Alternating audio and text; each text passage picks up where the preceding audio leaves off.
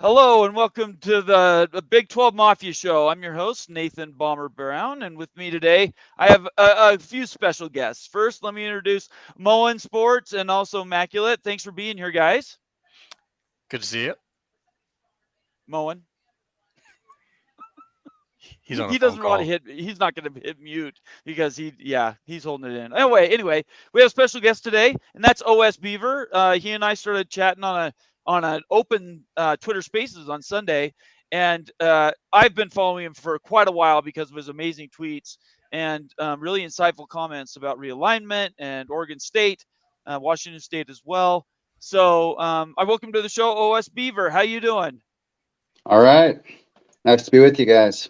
I'm glad you could make it. I know this isn't something you normally get into, but I hope you have fun. As I told you off For camera, I sure. think this will be a fun thing, and hopefully, if we can't make you feel better, at least let you know that you're not the only one that is trying to affect positive change for those schools that are getting left behind. Frankly, let's do a little business before we get started. First of all, in the upper right-hand corner of the show on your screen, there's a QR code. Scan that.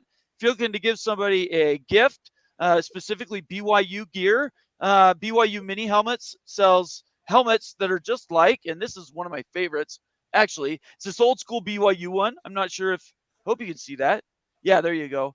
Anyways, these are really cool gifts. I've got a bunch, and I just rotate them through on my background. But if you have somebody that's a friend or family, you want to give somebody a gift, they're affordable. And yeah, just go to BYU Mini Helmet, scan that QR code, and you'll be set. Next thing I need everybody to do is subscribe. Make sure you leave us a comment or a question if you do.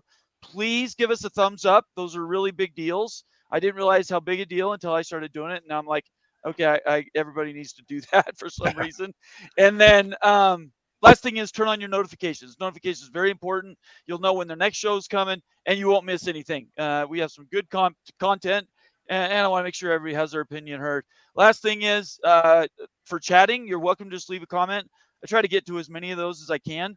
I can't guarantee I get to every comment that's from a member of the show, but if you wanted to join as a member and get your comments highlighted for me so they get preference, go to the Big 12 Mafia main page, and down in the middle of the page there's a button that says join. I'll show everybody that later, but click it. Takes you to some different subscription models, and hey, we're off and running. Last thing is super chats. Obviously, we read all super chats. Haven't missed one yet, and don't ever plan on doing that again. So please, yeah, if you want your chat to make sure we read it, and especially that the panel answers those questions. I don't mean anything. That's the best way to do it. All right. So I'm going to prime the pump here for OS Beaver. Okay. So you have been suffering for 13 months. And I have felt really bad for Wazoo and Oregon State because from the very beginning, it's like those schools disappeared off the map. I mean, from the beginning, people were talking about how if you just got rid of those two schools, the Pac 12 would be worth a lot more money. There were comments about who cares where they end up.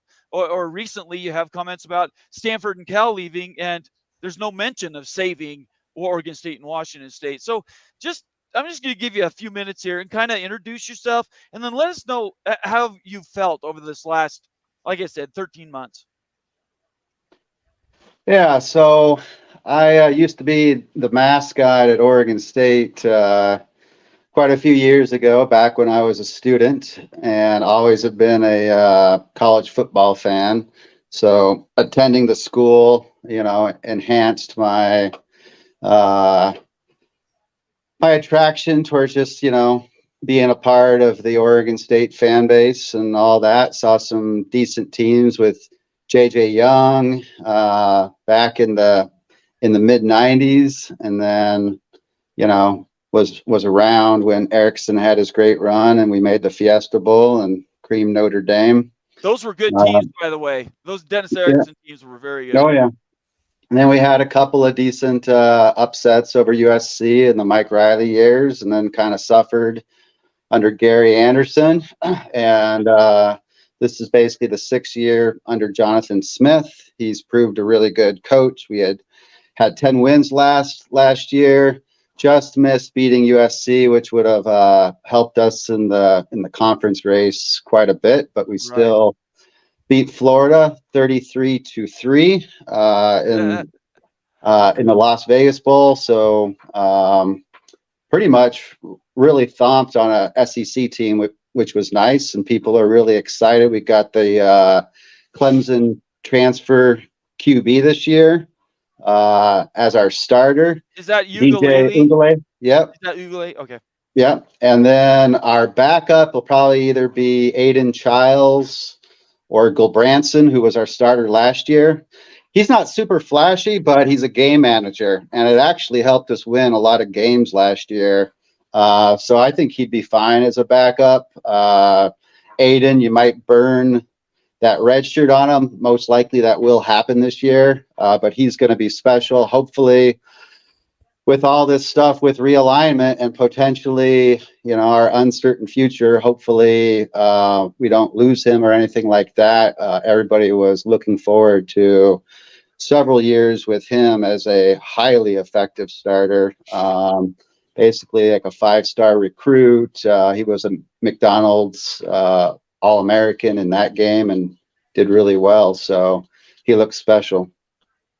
I really appreciate that. You know what I find interesting is, I kind of keyed you up to really lay into, say, USC and UCLA, or lay into the Big Ten or the Pac-12, and I just find it interesting. And I don't know, Immaculate, if you caught that as well, but it seems to me like it from the outside you would have been really upset about that, but you're focusing on today, and I think that's pretty cool. Yeah, I think our fan base is very excited about this year. So we've got the new west side of Reser Stadium, which was a $164 million remodel. Right. Yeah.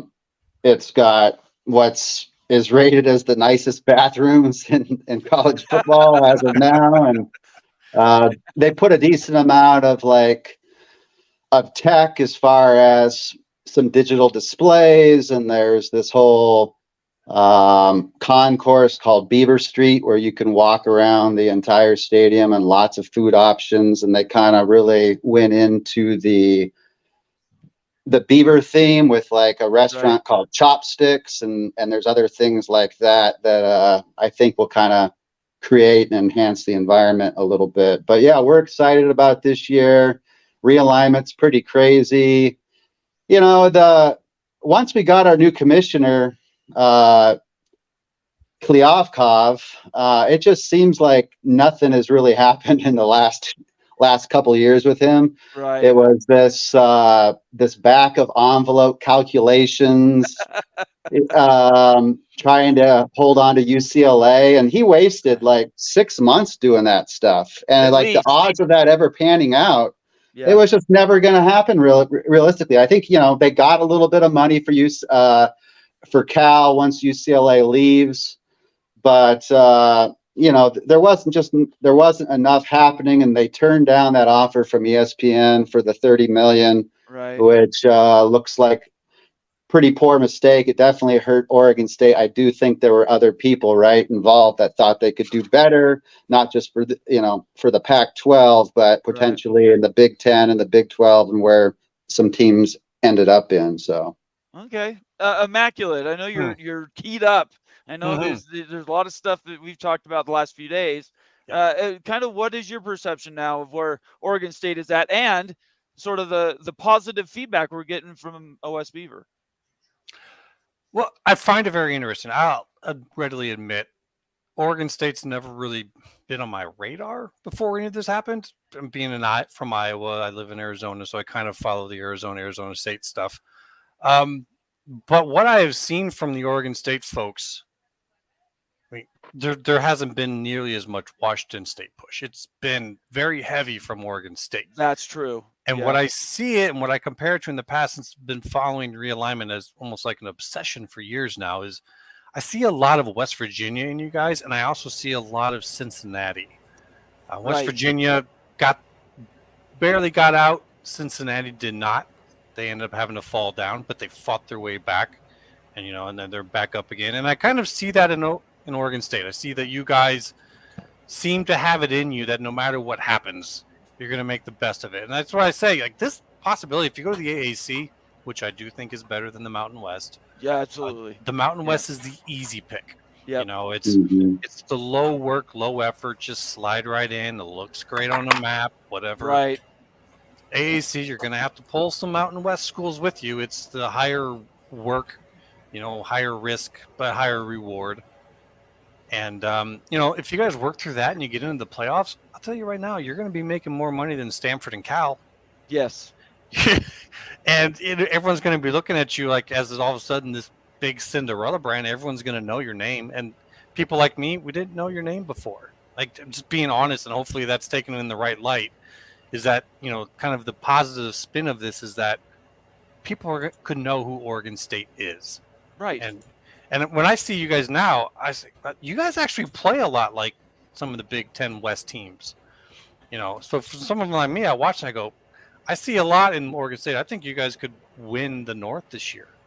I think you could go into the Pac championship this year. You could. This could be one hell of a story. So I just think from you guys just to know that I think there's a lot of respect for the way your community is kind of taking this one on the chin and saying, no, we're not going down from one blow. So yeah, our schedule lines up pretty good this year. I don't have it in front of me or anything, but I've heard people say, Oregon State potentially could be sitting 5-0 or 6-0 off to a really good start, with a lot of things open. And then, there's a couple, I think we end with at Washington, at Oregon. Right. And then that's where it's like, we have to be at a pretty good spot in order for some really good things, but at least get one of those. And then there could still be a lot on the table at that point for Oregon State, I think. Let me look at your schedule here. Washington is at home for you. At home, okay. And then your last game is at Oregon. It's at Oregon. But if you're at that point and you've got that on the line, you guys have gone into Oregon and won before. Oh yeah. You guys have gone in and shocked the world there before. That's not as tough of an away game for you guys as say going to Washington is, in my opinion. Playing Washington at home, that makes it very winnable. Like, all in all, should still be a great game. Their QB, who is Penix, he's top notch, but they'll be playing at a high level. I'm sure Oregon State's going to be playing at a pretty high level too, and have a ton on the line. So that should be a great game no matter what. And then in the Civil War, which it doesn't really have a name right now, Oregon State-Oregon rivalry, which might not even happen after this year. We'll see how all that pans out, but we have gone in there. Jerry Pettibone, who didn't necessarily win a lot of games, he had a couple of big road wins at Autzen, so it's doable. Yeah. That'll keep you around for sure. Bomber can tell you, I actually had you guys rated higher in our internal rankings than Oregon. I think Oregon's overrated. I don't necessarily have them over you guys. Yeah, I think Oregon's overrated. Let's get Moen in here. He's been stewing. He had a phone call. He had other things that were more important. What's going on today, Moen? It's great to see you. Not a whole lot. Just some friendly banter. Just being friendly. That's what we're here for. Let's go. Oregon State. I want to stay on topic with Oregon State. I think Oregon State deserves to take a spot in the Power 5, Power 4, A3, whatever you want to call it. They've done more than enough to earn their spot. I know they don't have the best demographics, but I've watched some Oregon State squads that had no right to win some games. I remember I think one year they beat Pete Carroll when he was at USC. That's right. Derailed that USC team that was supposed to be unbeatable. Yeah. With Mike Riley as their coach, when Mike Riley was the coach here last year against Oregon. I think Oregon State's deserving. And the best advice I can give to Oregon State is make the bastards choke on your success. Yeah. That is the best revenge. Make them have to choke on your success. Go out there this year, win the Pac-12, go undefeated, get yourself a spot in the CFP. Then people will be knocking on your door. Is that how you look at it, Beaver? Do you think it's just that easy?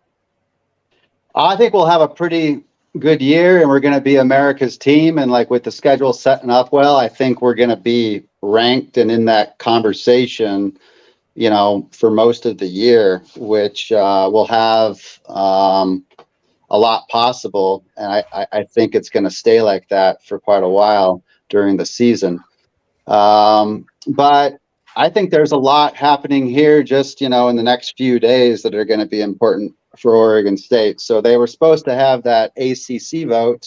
Right. Interesting enough, with the sad shooting there, it's gotten postponed for a couple days, and the fact that that's now after the commissioners meeting tomorrow to talk playoff and potential thoughts and changes there. There's been talk about the model changing from 6 top conference champs plus 6 at large to only the 5 top conference champs and 7 at large.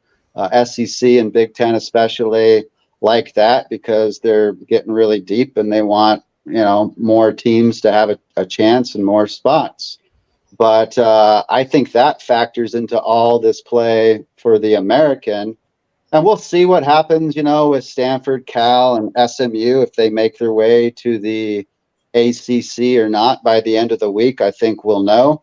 But Oregon State and Washington State are next up. And the Mountain West commissioner presented, I believe it was today, maybe some stuff yesterday also, and then Oresco is going to be flying out here, I believe, the end of this week. It might be right after the commissioners meet tomorrow. He could be here by end of week. But I thought he talked to them last week. I thought Gloria spoke last Thursday, and I thought he spoke on like Saturday. Did that not happen?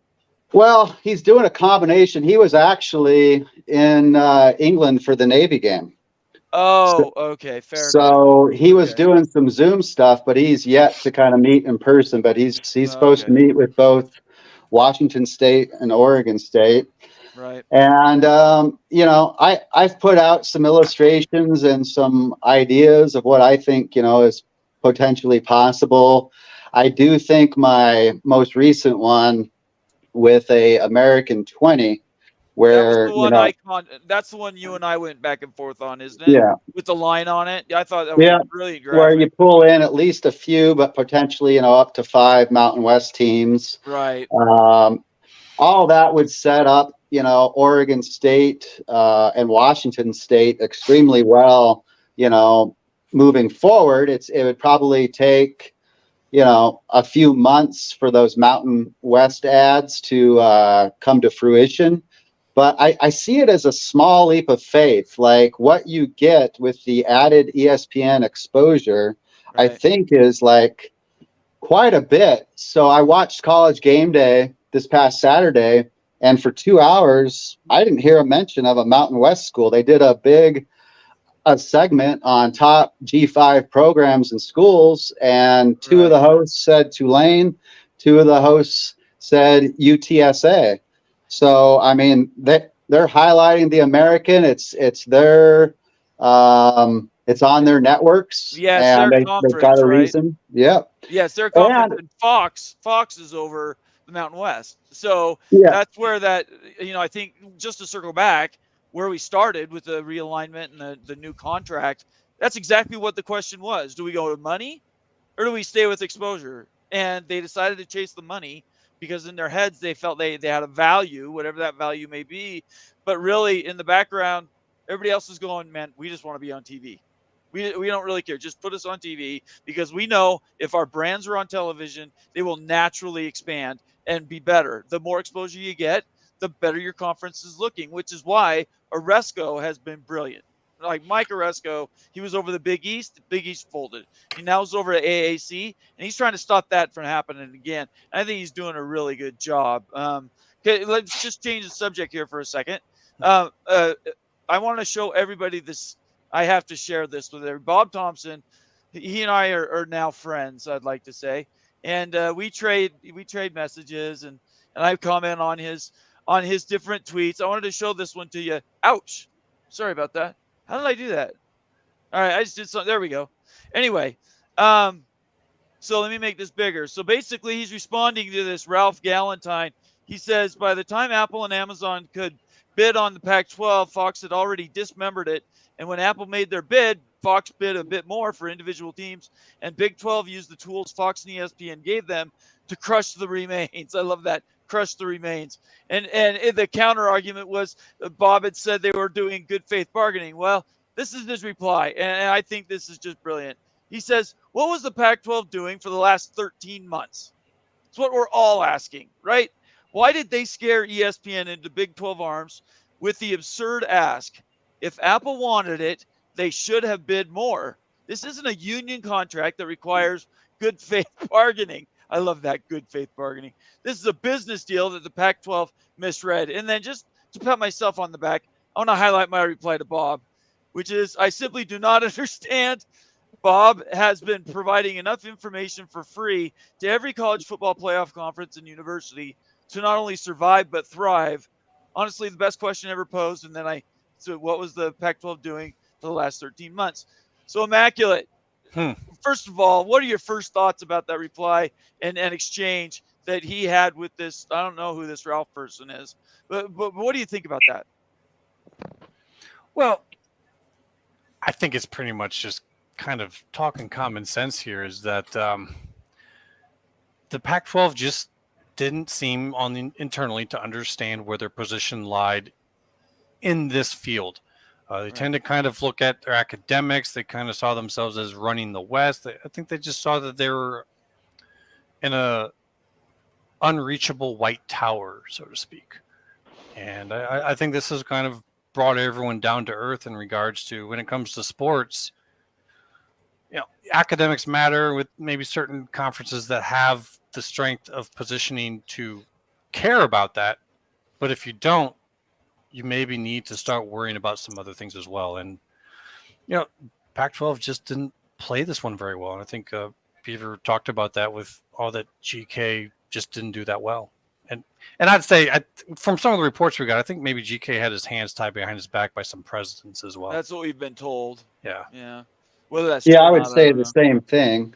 Like, once USC and UCLA were gone, it's an uphill battle, right? That's 40% of your market. Los Angeles is the second media market in the country. They really should have had their headquarters down there, right? And they should have been making sure SC was happy. So the fact that he didn't really know what was going on, that's probably like the big mistake I'd say he made. Let me really quick. Let me just address this really quick. Tim Fitzgerald is in the guest lobby, so I'm going to send him a message. If you're still there, Tim, there you are. He wants to join, so I'm going to let him join. Anyway, go ahead. You were saying something. Go ahead. I'd say I think that's a good point, but also just to kind of play devil's advocate on that, that's exactly what the Big 12 did with Texas by moving their headquarters to Dallas, and that still didn't quite get it done.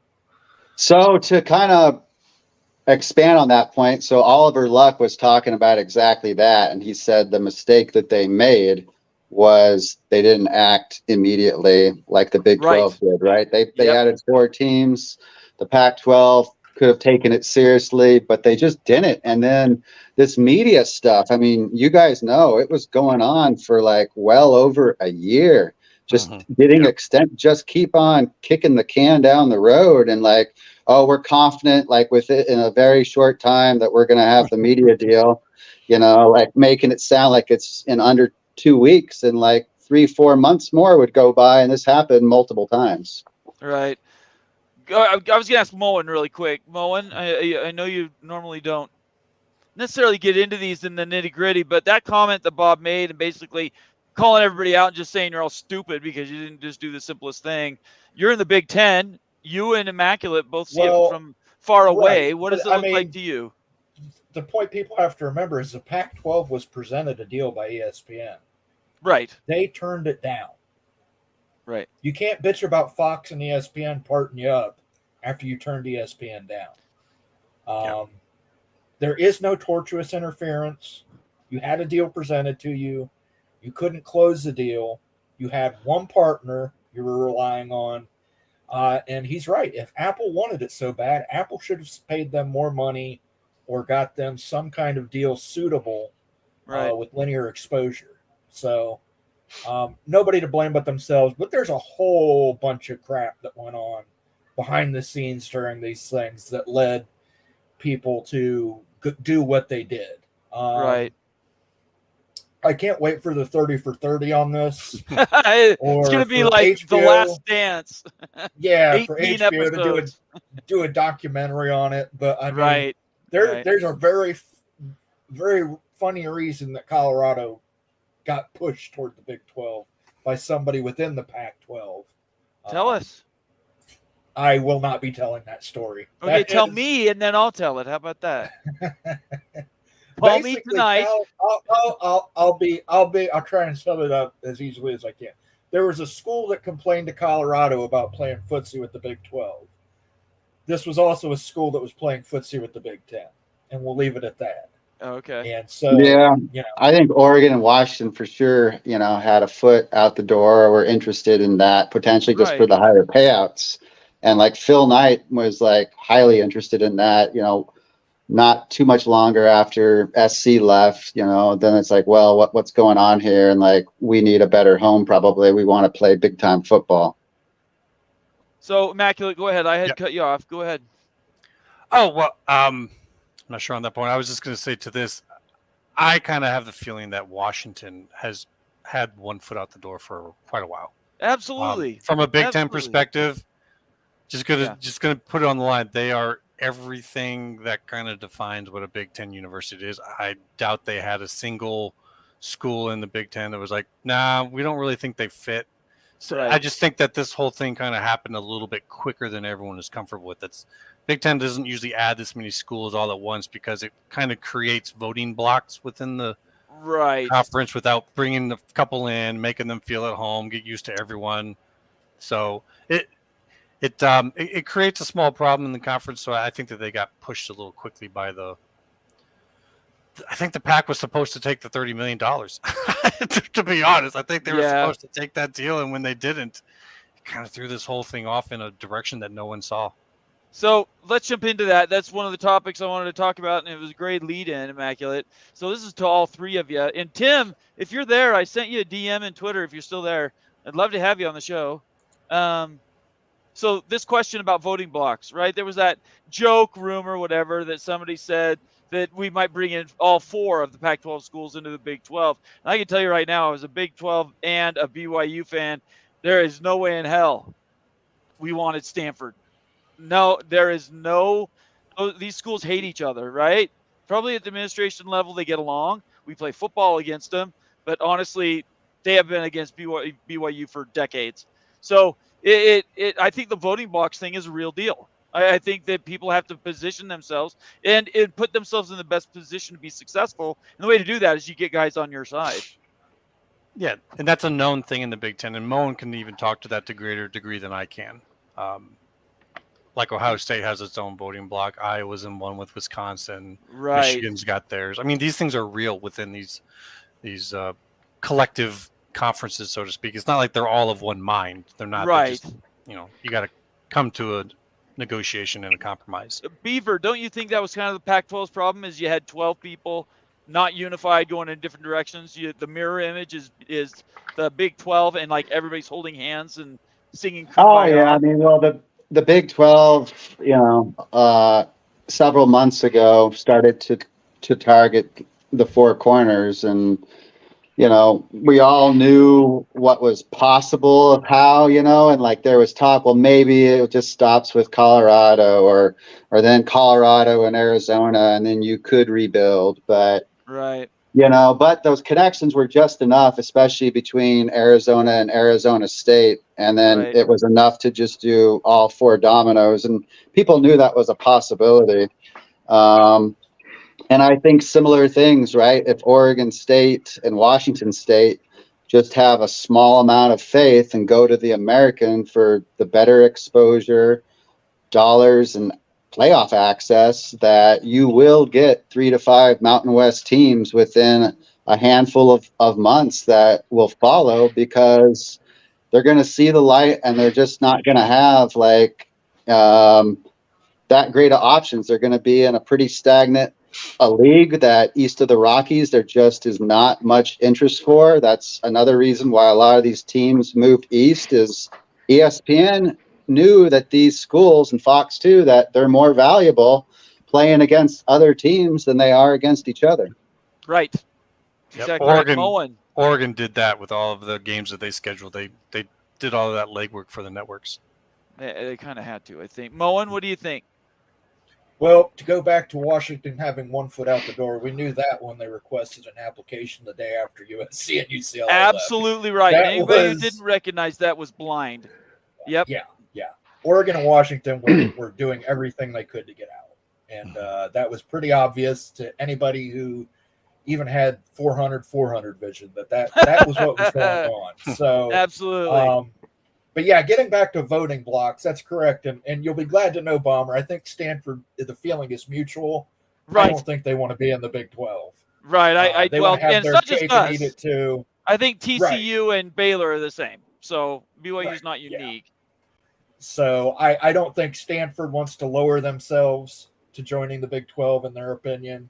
Right. They want to go to the ACC where they get to keep all their Ivy League public library deal going and be special along with Notre Dame, be a bunch of little special snowflakes.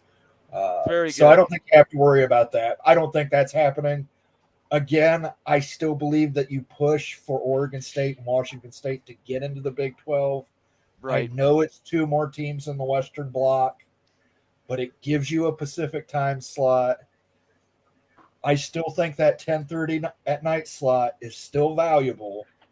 You can still make a separate package for it and sell it to ESPN. So before I give it, and everybody, I want to introduce Tim Fitzgerald. He's one of my good friends. Helped me get started actually at the very beginning months ago. Wasn't that, Tim? I hope I've represented your teachings well. Look at this. You're awesome. It's kicking butt. Well, I'm just glad you wanted to come out. We pinged everybody in the group to see if anybody wanted to come. I know you're on limited time, so I'm just going to give you some time. What do you want to talk about? Do you have questions? Well, I'm just dumbfounded by this ACC stuff. I don't see how it works. I think Cal and Stanford. Look, at the end of the day, the problem is Cal and Stanford thinks most of college athletics is beneath them. Right. I mean, that prevented the Big 12, from them taking anyone from the Big 12 a couple years ago.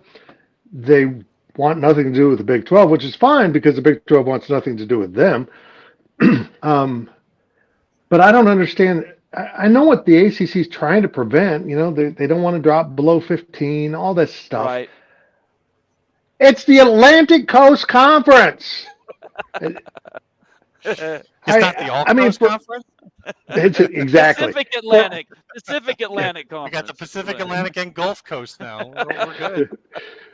I mean, after all these things you're worried about, travel for your student athletes, because it'll be nuts. It'll be crazy. It's not like the teams joining the Big 12. There's 5 in the Mountain or Pacific time zones. Right. And you get to go to Texas and Kansas. And who doesn't want to come here to Kansas? It's just beautiful. I'm going to try to make that trip, Tim. I'm trying to make that trip. It's fun. It may not be as fun for the BYU fans because we have a great bar district, but Manhattan's still fun. That's all right. But Kansas City has great barbecue.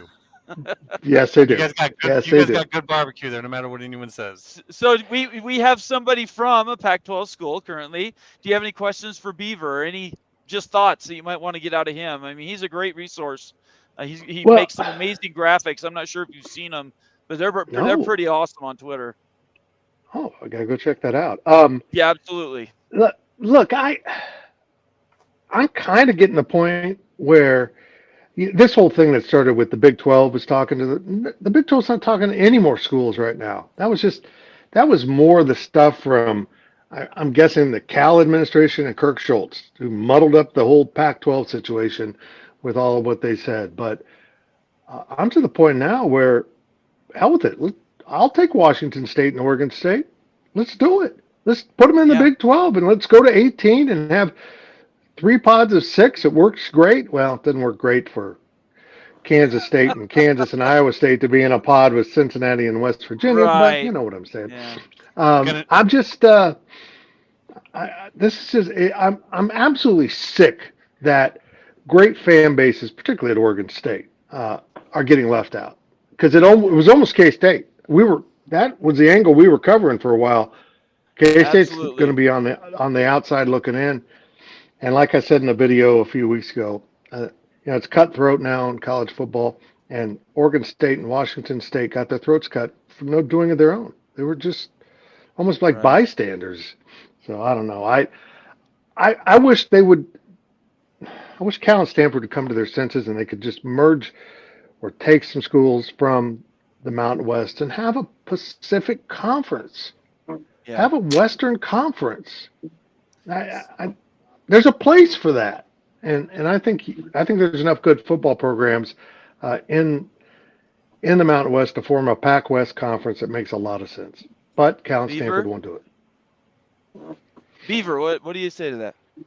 I mean, I think there's a few good programs in the Mountain West, probably 4 that are, and then you can make a case for a 5th. But I think the 2 best options for Oregon State would either be a reverse merger with the American and then taking 3 to 5 Mountain West teams. You could also do in theory, the dissolvement with 11 of the votes of the American, but I just don't think that's too likely. You could do the reverse merger with the Mountain West. I don't want that because I just don't want teams like Wyoming and Hawaii and Nevada and New Mexico. Really, I don't think they're going to add anything. I just don't think it's a very good baseball league, too. Oregon State's got 3 national baseball titles. Yes, they're and very the American plays better baseball. Like Rice is good, East Carolina's good. Tulane won it this last year, the same year they won their, the American in football. But North Texas is probably on their way up. They've got a large enrollment, but they're just more baseball schools there. And then basketball, you've got Memphis, is pretty good, and football, Tulane, Memphis, USF. It's interesting you say, although you don't mention SMU.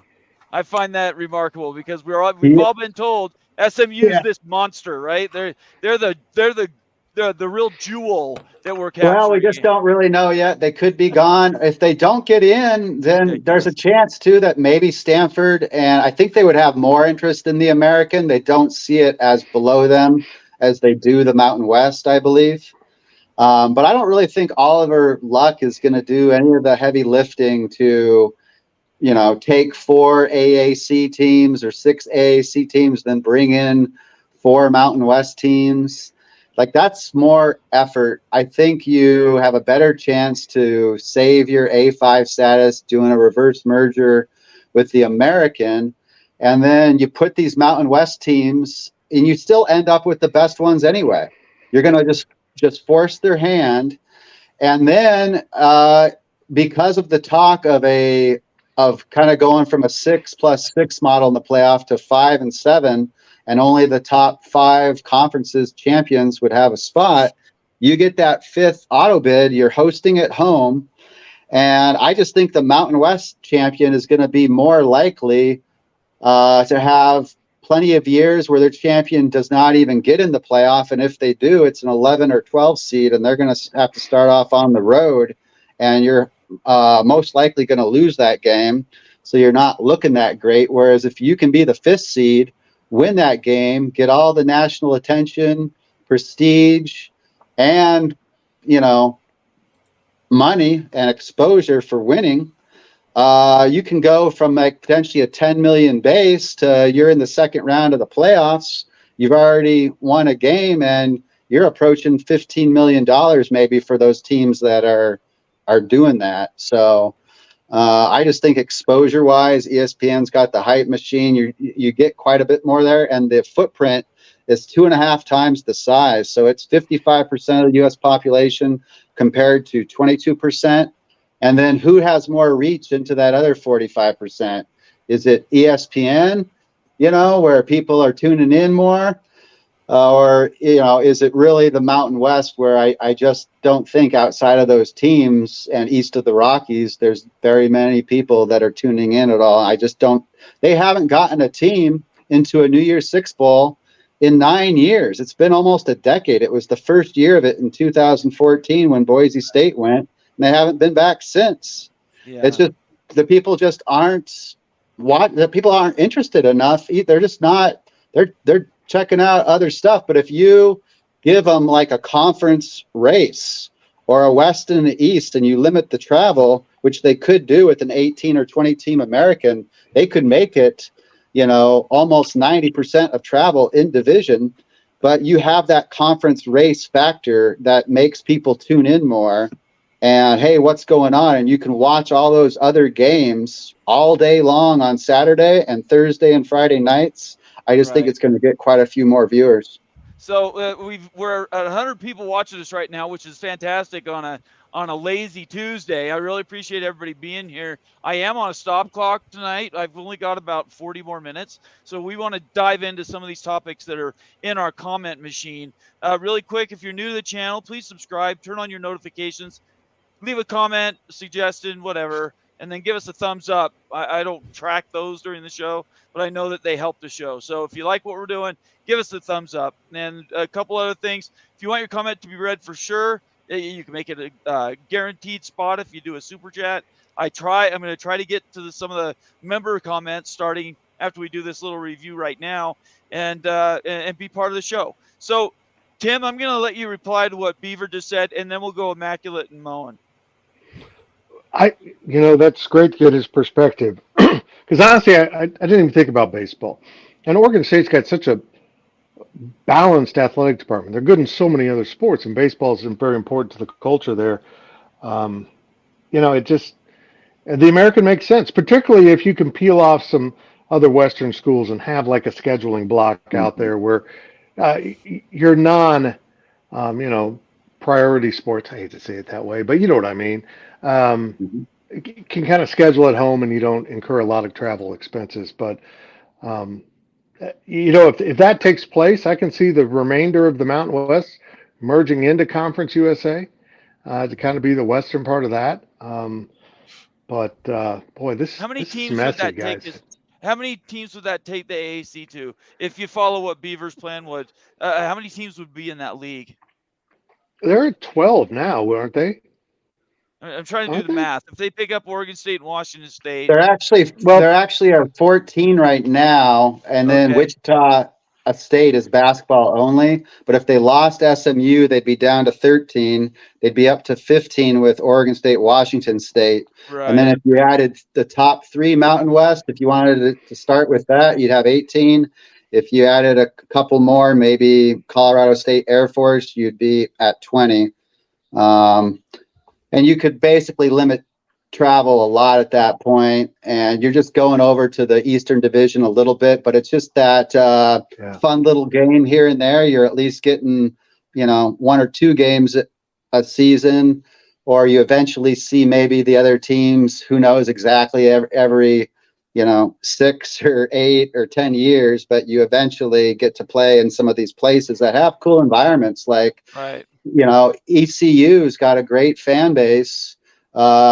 Memphis is doing a nice stadium remodel. I think that's like another benefit is the projects that are happening at like South Florida and Memphis. And then that's part of what you're building and the excitement around your conference. Agreed. And by the way, a quick correction. Wichita State they don't have football. They're playing everything in the American. So you would get Wichita State baseball, which has they're kind of on a downtrend right now, but it's got a great tradition.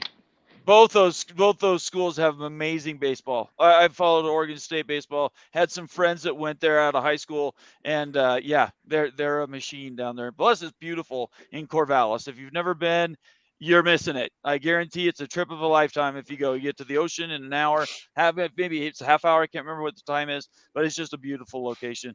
All right, Immaculate, I see you over there chewing on your lip. I'm watching chat over here. Okay, They're all keeping me right. busy. We're gonna get to the chat in a second. I just wanted to get through this first. I'd say I'll take a little bit of a different tack here.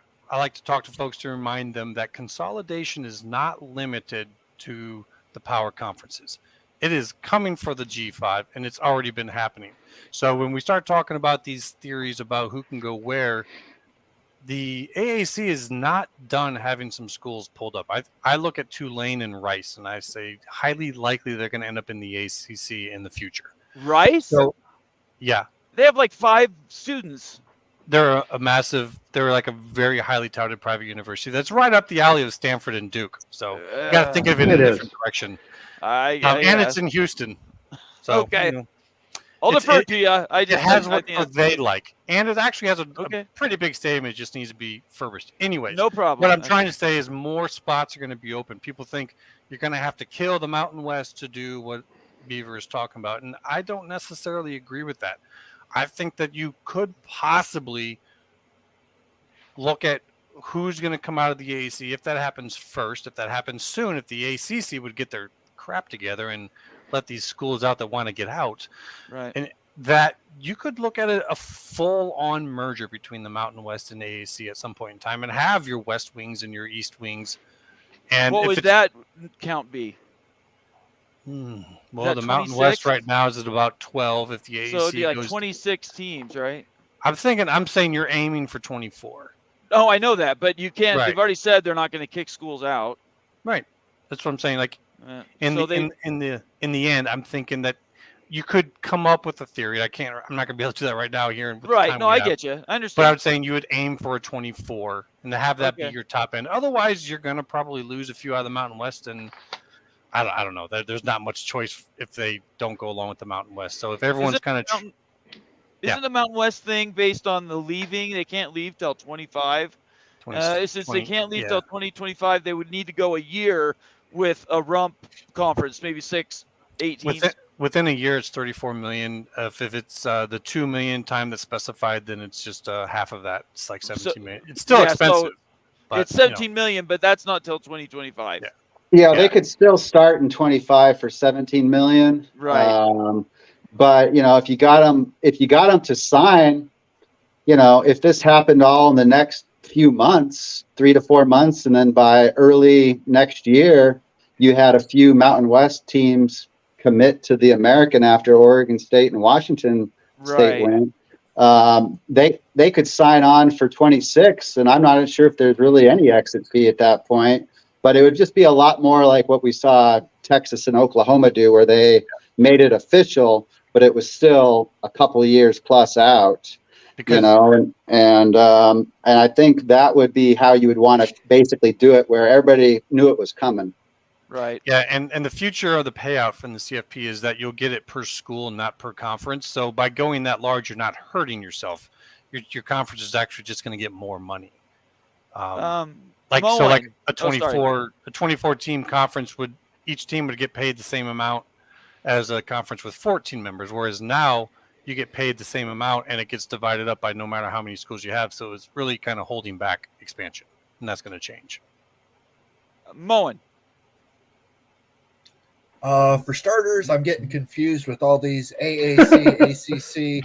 It's Can tough. we just refer to it's the Notre Dame conference, guys? Okay. Everything's for Notre Dame, so just refer to it as the Notre Dame conference. Okay, we can do that for you. Yes. I agree with Immaculate. I do think Tulane is probably going to get picked off. I think they're a really good school, great location, great fan base. I think if this whole Notre Dame conference thing happens with Cal, Stanford, and SMU, I wouldn't be shocked if Tulane is also added. Wow. Okay, there's a shot. Because they don't want to drop below that 15. Right. And there's a fear that they could lose 4. So they could lose 6 or 8, though. We know that. Right. That's true. But Yeah. right now they have 4 solid no's. So right. Absolutely. You got to replace at least 4. So I don't believe that Tulane's quite out of it yet. I do like the idea of AAC that takes some of the best out of the Mountain West and Right. creates their own consolidated G5 conference. It is going to be interesting to see who's available in that AAC. Right. Tulane, I don't think Rice is going anywhere. Immaculate lost me at Rice. I was kind of confused too. I'd probably take Memphis. Somebody's got to lose to Stanford, man. And I watched Rice play in Ohio Stadium, and I think they lost like 89-0 to a Ohio State team. Let's not dwell on Rice. Yeah, it was awful. So, but yeah, okay. I think that's a very viable path for Oregon State. Tim, I see you anxiously rocking back and forth. I know you got to say something. What is it you're stewing on? Well, from a Big 12 perspective, I'm fascinated by this in the fact that Beaver mentioned Memphis and South Florida USF and the projects. That was all started because they were trying to get into the Big 12. They were on the short list. They were under serious consideration, and USF sunk its own boat when they turned down the project a few years ago, and they revisited and came back to it and got it done. Memphis has been fighting with the city to upgrade the Liberty Bowl, which is a giant monument to blah. It's just awful. It's the worst press box I've been in. Yeah. And they're getting that done. But it's like, guys, you're kind of late here. I mean, USF had a great shot to get in the Big 12. I mean, it gives a great scheduling partner with UCF. It gives you another great rivalry, which is apparently what the networks want now. And I'll say this, they will end up in the ACC, particularly if that conference loses Florida State and or Miami. They'll want a Florida school. Is it Memphis? What's that? They? You said they. Yeah. What pronoun? Oh, USF. USF. Okay. Will end up. Yeah. Thank you. I was following you in my head, Tim. I was tracking your this way and this way. I just wanted to make sure I got the right school. Yeah, no, USF will end up in the ACC if they lose their Florida schools. They'll keep Florida. And look, it's known as the better of the academic Florida schools, if there is such a thing. And it also doesn't have as big an enrollment as UCF, but it's pretty massive enrollment. And I think Tulane is a hidden gem. I really do. It's a small private school, but it's a great recruiting territory you want to put your conference into. Willie Fritz has done an incredible job with that football program. They've got a lot of pride there. It used to be in the SEC, for heaven's sakes. And if you're looking for academic additions, that's got to be about as valuable as you can get right now in the college sports picture. And Rice as an academic institution is also up there, but nobody cares about Rice. At least some people care about Tulane football and stuff. Not a lot, but I almost wish that we could see a academic conference form, because I know the Big Ten would love to get rid of Northwestern, and the SEC has a Vanderbilt issue. The fact that those schools are in the Big Two, it just makes the whole thing laughable. Okay, you just wandered into Tony Altimore territory, Tim. So I'm going to have to mute you. We're not going to talk about schools going. Rice is raising money for their stadium, so they do see the writing on the wall. They're just really small. It's just a small school. Anyway, we don't need to dwell on Rice. I've got a half hour, so let's get to some comments. We've had some amazing comments in our chat. And Immaculate, I know you've been tracking them, so if I miss one, let me know and I'll pull it up. Okay. So probably first, get people to re-ask their questions because it's been going pretty hot and heavy. I know it has. But we've had great conversation though, and I didn't want to break that flow. Yep. By the way, again, Tim, thank you for being here. This is so fun. Yeah. Let me just shout out with some of the people that were here first. Nathan Campbell always seems to be the first guy. Appreciate that, Nathan. Glenn Luman from the Philippines. He's one of our members. Blake Phillips is also one of our dedicated followers. Daniel Gygax, Cougar Tracks, Bill G. They're both members of the channel. I wanted to show everybody what that looked like on YouTube. If I can bring it up here. Let me go back to the homepage. My bad. Your channel. Here we go. Let me share this so everybody knows where to hit that stupid join button. Let's see if I can bring it in. There we go. And it's hard to find, but it's right there. I wish Moen needed to work on this. There's got to be a way we can color that or something with arrows, make it all glowy. Anyway, if you want to join the channel, be a member of the group. There's a bunch of us. There's 3 membership cycles. I am one email away from ordering the rally towels, which comes with the very last one, the founder membership. So as soon as I have those, I still haven't received anybody's addresses though. I asked for addresses last week. I didn't get any. So if you want your rally towel and you're one of the $9.99 a month, you need to send me your address so I can send that off to you. New to the channel, 110 people, please subscribe. Turn on your notifications. I hate this part of the show. Okay. Daniel Gygax, Cougar Tracks, Bill G. Let's see. Larry's here, Pac-12 Pilgrim. Mike Smith, who actually made the show live. He's missed it a few times. I thought this one was funny. Our web says, just confirmed it, guys, with Greg, talking about Greg Pflugar. The PATC Theater will not be showing ACC games. So if anybody was concerned, you'll know that's not going to come on his network. Anyway, thank you, our web, one of our very valuable members. So is Ken and Shirley, who's saying, good day, OS Beaver. There's been a few of those. I don't know if you've been tracking that, but there's a lot of people in here. Happy to see you. Sounds good. Let's see here. Nathan Campbell says, hi, Bomber, Immaculate and Moen. And we got to get down here to some of these. So here's one right here from Daniel Gygax. And this is to the group. I'm wondering how the UC board is justifying Berkeley trying to get into a conference that its closest flight, Notre Dame, is 1,700 miles away with all the green programs they have. And we need to mention this and really emphasize it because one of the things that George Klyavkov talked about over and over again is travel. And if the Pac-12 breaks up, everybody's going to be traveling all over the place. And then he complained about the Big 12's challenges with travel. So what's you guys' answer to this? I think it's a great question. Hypocrisy. Yeah. It's amazing how everyone's morals and standings will just go out the window for a buck. Right. And that's what we're looking at. Just a bunch of schools that stand for certain things, unless they get some money, and then they'll get over that real fast. It's the way it is. There's the things that you say, and then there's the things that you have to do when your survival is at stake. Right. And there's athletic department survival is at stake. Really quick, as I'm going through these comments, if you want to guarantee your comments read, please make it a super chat. Other than that, we've got over 200 comments already, and it's going to be hard for me to get through them. Just want to make sure everybody knows I'm not ignoring you. There's just a lot to get through, and really the super chats and member ones are really the only ones I see. Mike Smith again, he says, West Virginia fans, I think this is to answer a statement to you, Beaver, where you said Oregon State are like-minded like West Virginia. Great fans who has teams that are always undervalued. Do you agree with that? Yeah, I see some of that, especially in our current situation where we're, potentially a little bit out on an island, but we still have to, think like West Virginia, where they made it the decision that the Big 12, another conference and that situation was worth it. They might have to travel it, and it actually panned out well for them, to this point. So they might be traveling a little bit, but the conference is at the strongest it has been in years, I think, in the Big 12, and everybody thinks they have a pretty bright future. Most Oregon State fans, their preference is the Big 12. It's just like, will we really get the invite now? If Stanford and Cal went to the ACC, I don't know what the odds of that. I kind of think it's not higher than 20%, maybe 25 if we're lucky.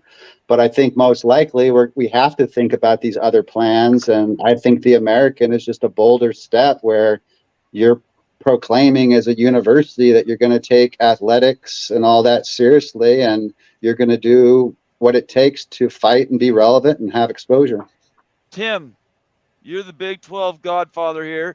That's got to make you feel good. One, talking really good about the way you guys have kept the Big 12 together. Now it's growing again. What do you want to? I mean, do you have any response to that? Your opinion here really matters. Well, I mean, the Big 12 stayed together because, for the most part, once you extracted Texas from the equation, and Oklahoma to a lesser extent, very like-minded institutions. They were on the same page.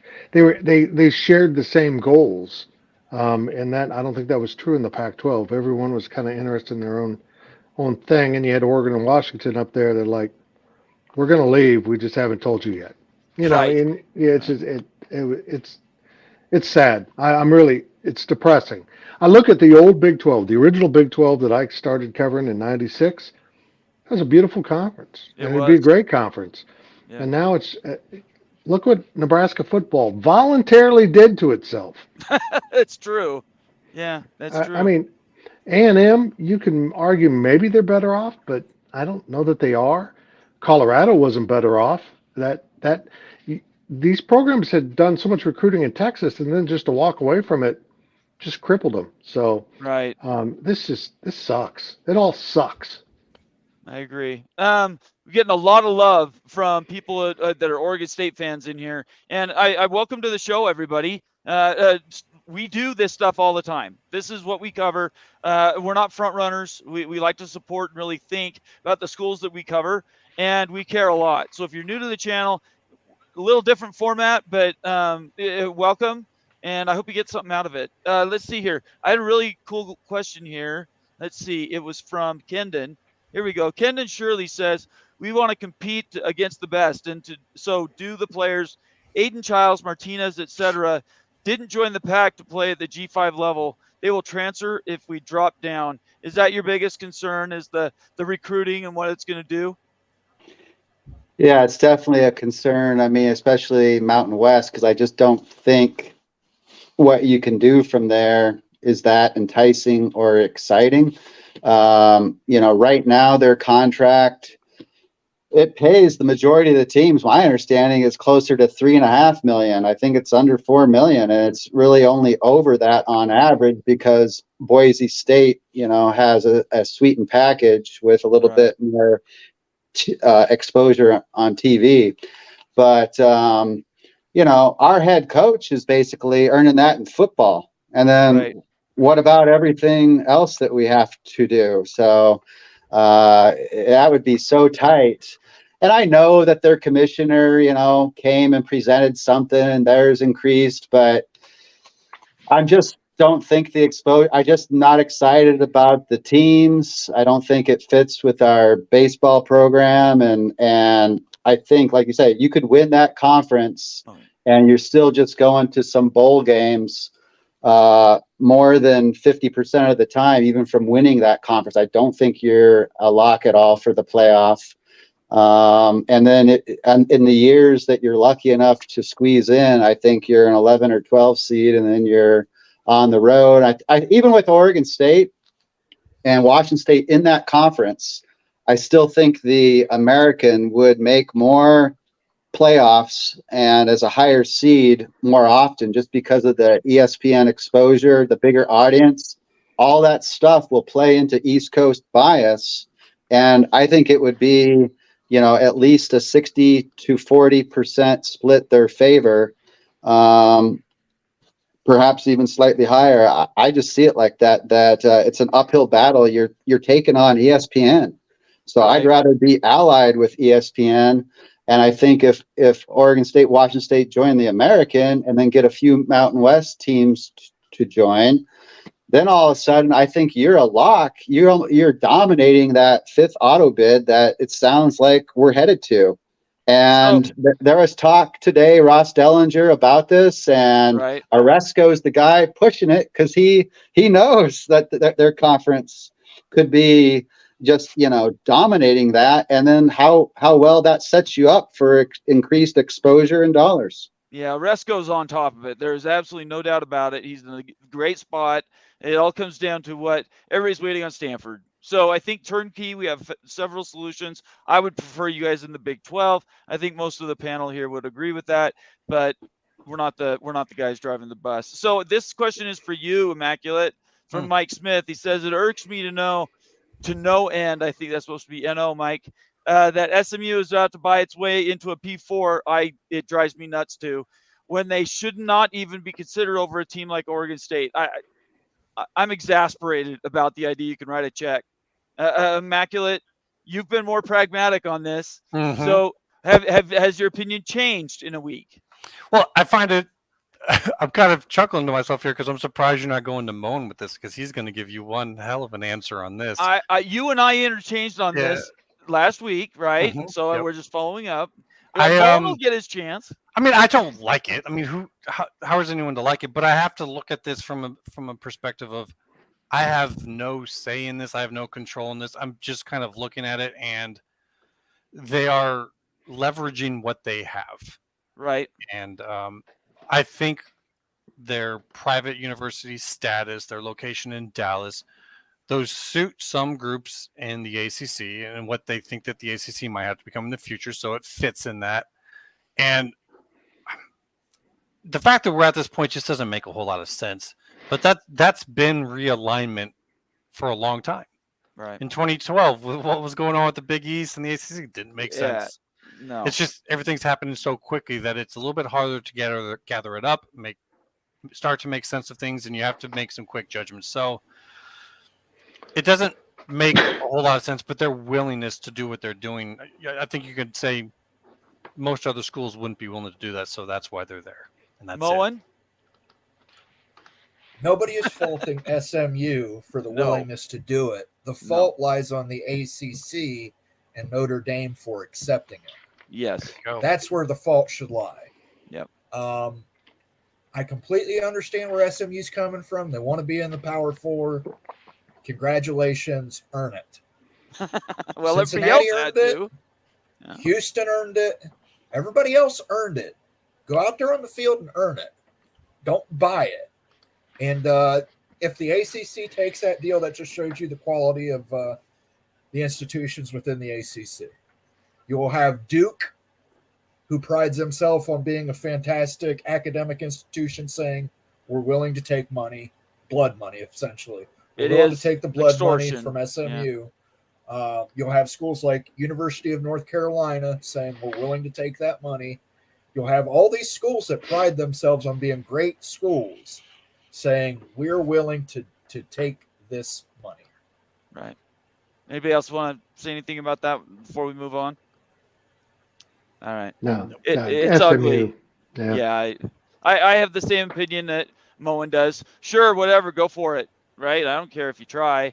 But the conference that accepts it, in my opinion, it goes down in prestige quite a lot. So, yeah, it might not be A3, A4 very long.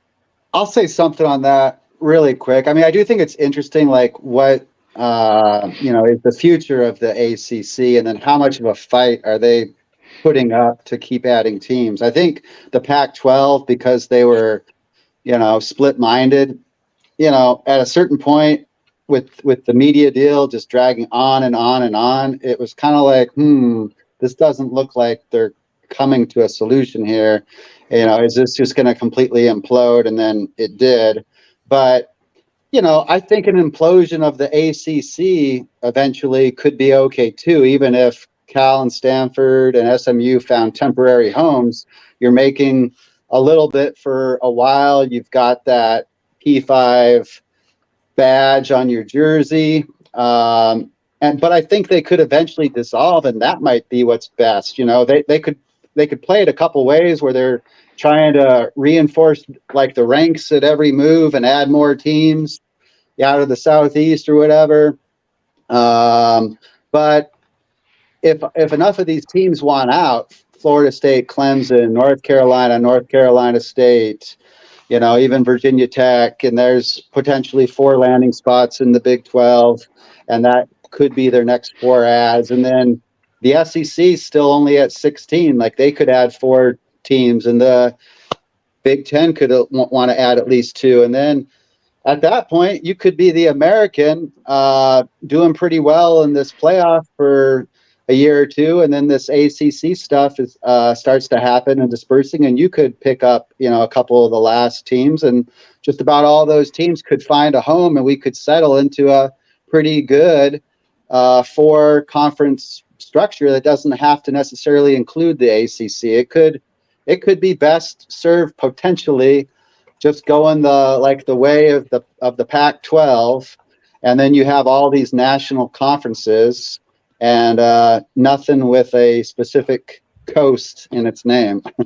I think that's a good reference point. Mike Smith's got another good questions, Mike. A bunch of guys with little to no facial hair. Come on, guys, grow those beards out and join the Brotherhood of the Beard.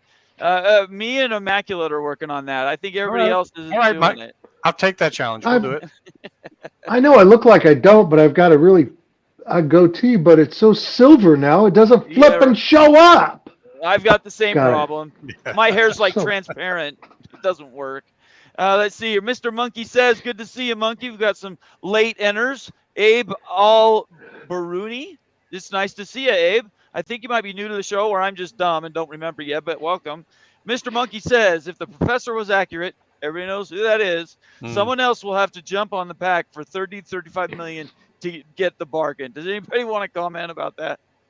I particularly don't, but It's just You kind know of stupid to kind of think that the conference commissioner listened to one professor who said our value was 50 million, when realistically you could just kind of tell, and what most experts always said is its value was real close to like the Big 12, and it could go a little bit under. It probably should have been a little bit under. That's basically where most people saw it, is like 8 to 10% under. So you're talking the true value was right around 29 or 30 million, like they got offered, and that's what they were worth. right. Anybody else want to comment on that? It's amazing how much crap Brett Yormark and the Big 12 took for hiring Endeavor, a highly respected, powerful firm, to advise it. And meanwhile, the Pac-12 is using some professor that obviously had cooked some numbers up that just made no sense. Probably nobody else looked at those numbers. It was Baltimore. Oh, I totally agree. They said professor, but I don't think they wanted to admit it was some outside consultant. It would explain his energy and his hatefulness, because he had to be right and he wasn't. Yeah, giving him any of our oxygen is wrong. Let's just move along. Ken and Shirley, who's one of our members, says, Steele, I can assure you that Corvallis has no ego or is arrogant. Earlier in the chat, they were going back and forth about the ego killing the Pac-12. And Kendon saying Corvallis doesn't have any, and I would agree with that. I know Oregon State pretty well, and I've never seen any arrogance out of them. If you're mad that we did steal 4 of your teams years ago, we're not going to worry about that now. All we do is cheer for our teams. Does everybody agree? I totally agree with that. I don't think there's anything to that. No, and I even said that to them in chat, that I think most people don't look at Oregon State in the same light that they do many of the other Pac schools. Right, I think that's fair. Yeah, Tim, absolutely not. This is to you, and I don't quite understand this because I've never seen you do anything like it. Connor bounces from show to show. I appreciate him being here. He says, not going to let this Tim guy get away with it. He has disrespected the Beavs at every turn. I have not. I literally just laid out the truth and said Oregon State and Washington State are going to be left out. And I took a lot of abuse from Oregon State fans with the whole Big 12 anon stuff. So, yeah, that whole thing got ugly. It got really ugly. And I mean, I got a death threat. It's like, what? We're talking about that's conference realignment. What is going on here? So stupid. I will defend Connor. After you did say something to Beaver, and then Connor says, "Oh, I was wrong." So he did. He did change his mind from that eventually. All I know is that Connor, he and I used to go at it third person on Golden Blue show, on Greg's show, and finally started coming to my show. And he's been one of our great members, and I really appreciate him being here. Here's a statement or question, whatever, from R Webb, who's also one of our members. He says, I love Fitz, but disagree with his PAC regional conference. You are duplicating the same time zone problem the PAC had. You need some central time zone teams to have more TV windows available. I see both Tim and Beaver nodding their heads. What do you guys think about that? No, he's exactly right, actually. I'm glad he called me out on that, because, look, the Pac-12 had 2 problems. One, a limit of how many time zones they could, they were missing the first window, right? And the first window, in many ways, is the most valuable. It starts your day of college football. Right, right. And so that's a problem with a Western Conference. But the other problem was the crippling arrogance of Cal and Stanford that just refused to bring in anyone else. It was all beneath them. So you're right. You would probably, if you did that, want to get into Texas so you could have some of those early kickoffs. What do you think, Beaver? Yeah, you could see it the last few years of the Pac-12 that we definitely kind of had this, we were too Western, and it's even as the Pac-12, our matchups weren't that enticing to a lot of people, like Arizona versus Cal. I know some of these are Big 12 teams now, but I think they have better matchup against some of those Texas teams, and some of that stuff is actually going to get a lot more viewers. Right. But some of these games like Arizona, Cal, or, I don't know, but like Washington State, Colorado, because Colorado was bad, and I think they have a chance to improve a little bit. Maybe they didn't get treated that great in the Pac-12, but it was too much of these games that just kind of felt similar. And if you didn't have a connection, then what was the real pull into that? And I think the Mountain West, if you merge with them, it's going to be that even magnified. So Right. that's what's just not. I could feel all that getting worse the last few years, and I think if it's too much Mountain West heavy, you take that factor, and it's going to be like that and even more, and that's not enticing to what I'm looking for. So I'm going to get to a few more statements here. I'm on the clock. I got 5 minutes, so let's see if we can buzz through a few more of these. Kendon Shirley again, member. Thank you, Kendon. He says, OS Beaver, I agree with the reverse merger is best for us if Big 12 is off the table. However, I would hate to pull apart the AAC, essentially doing to them what has been done to us. Let's clear that up, Kendon. Nobody's saying break the AAC up. What we're talking about is you have 20 teams, 10 in each division. So when you play your games, you're going to play in your group, and you might have 1 or 2 games that go to the Eastern time zone. So nobody's talking about blowing the AAC up. Yeah, if you lost SMU just because they were in the ACC, you'd have 13. Add Oregon State, Washington State again, it's 15. And then maybe look to add at least a few Mountain West teams to be an 8-team, possibly up to 5, and be a 20-team conference. Those would be the 2 best options there. But, one thing I'll talk about here real quick that I don't really understand this strategy, but I'll just throw it out from like our fan base perspective of how they think they have some leverage, is like threatening ESPN that we'll go to the Mountain West, and then we could keep this A5 status, and then you're gonna not want that. And even though ESPN prefers us in the American because they have to pay less, you'll allow us to kind of go into the Big 12 at a full share, just to not have us basically keeping that A5 status with these other teams. And it just doesn't seem like that much of leverage to like me. A little bit, yeah, ESPN has that late window, but I'd rather act in good faith with them. They tried to help us before with this $30 million offer. You don't want ESPN as an enemy. I think they'll give you fair value. I get it because our fans want to be in the Big 12, but let's say you really got that ESPN $20 million in the Big 12. But I think in the American you can get at least a 10 million base, maybe a little just over that, and then you have that playoff access that you wouldn't really have in the Big 12, and that's going to do a fair amount for your brand over the next 3 or 4 years until that Big 12 invite comes. But the Big 12 invite is preferable. I mean, you're not promoting. We all think it's preferable. Okay.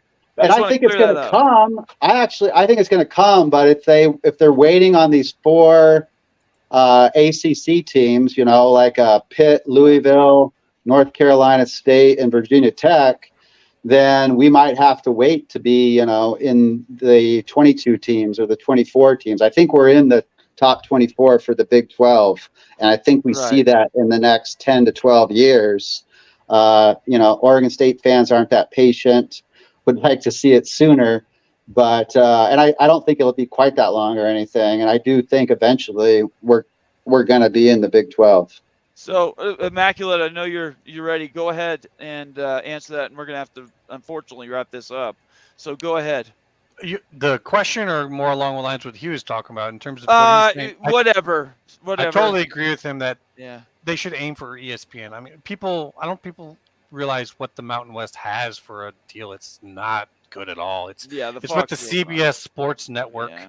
It's not even on CBS proper. Most people aren't going to see you. You're not getting much money from it. Yeah, and make people look at the map and go, "This makes more sense," and they just come to that conclusion. And I just don't see it as being a good one for them. But figuring out the AAC move is harder. So you're going to probably have to do to some others what was done to you. And that's the tough pill to swallow for Oregon State folks, is you're going to have to do what was done to you. And that's the brutal reality of what's going on right now, is That's what the Big 12 did. you might have to pull some schools out of the Mountain West if you can't get a full, and that sucks. And it's not going to be fun to do, but It'll still help them in the end. And I think it's better for the whole country. I think like the nation is just going to have way more interest in that product at the end of the day. Tim. Well, that's basically what the Big 12 did. They lost 6 schools of their original 12, and they went out and made some great additions from non-Power 5 status, although I'd kind of put BYU in that. And then they had to do what others had done to them and took 4 out of the pack. And I think the Big 12's done for now. I think they're just going to wait on the ACC and see what happens there. Because Louisville Pitt makes a lot of sense. If they get Georgia Tech, any of the Carolina schools, that makes a lot of sense. Cougar Tracks here is one of our members. He says, bring in OSU and Wazoo to the Big 12 if they're going to expand. I think that would be great. I think Tim's, what he just said about standing pat for a little bit, wait some time. One thing Big 12 can do is they're playing with house money. They can wait.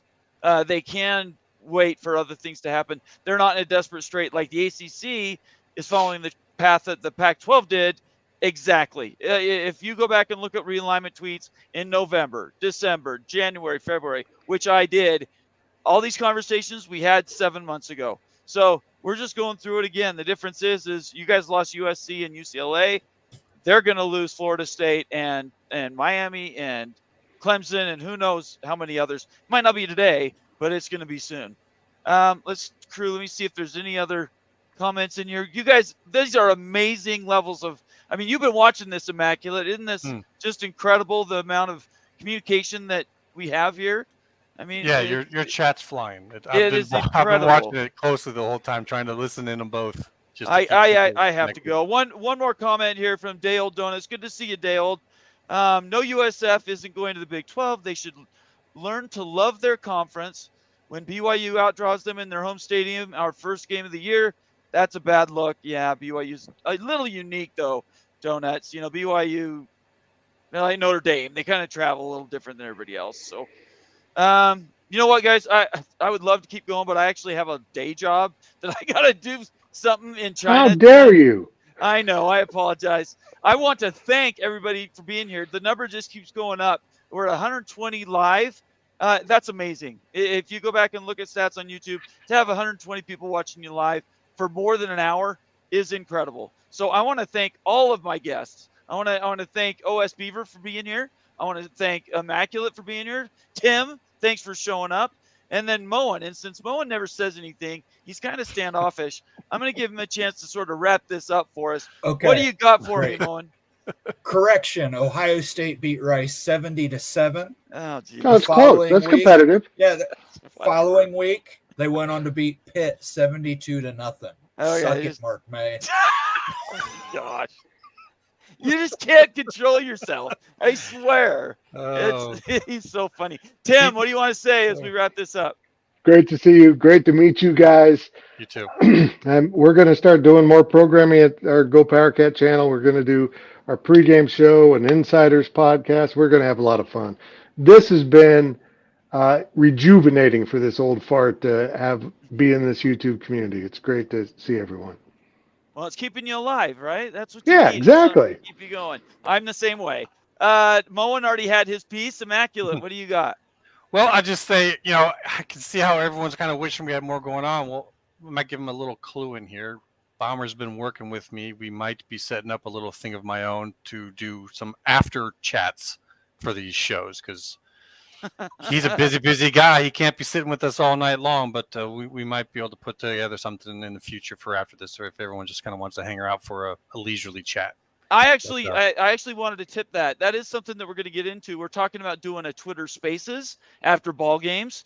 getting live reactions to, like, when Utah loses to Florida. We're going to do stuff like that. So just be looking for that in my Twitter feed. Obviously, follow all these guys. Mike Smith says Bomber has a hot blind date with loose morals. I don't. She's not blind.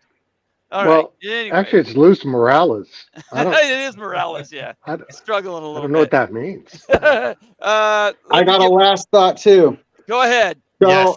I just hope Oresco makes a great pitch and that Oregon State and Washington State give it, sincere thought. And I do think it's the right move for them. Hopefully convincing Washington State isn't just a little bit harder, because I do think Oregon State's been the leader in some of this. But, I think they have the opportunity to be like the USC or the Oregon or the Utah were in the Pac-12, but of the American. Right. Get that pretty regular playoff access, or at least you're in the American Championship. You're in these higher profile football games that are on ESPN. And when you do make the playoff, you're the 5th seed. You have a great chance to advance, and you're making a lot of money and a name for your brand. And that's what Oregon State needs to do. Do what it takes to keep making a name for your brand. And I support everything Washington State and Oregon State is doing, as long as they're not going bankrupt and taking money and spend it in places they're not supposed to. But everything else with their fans, I really want them to succeed.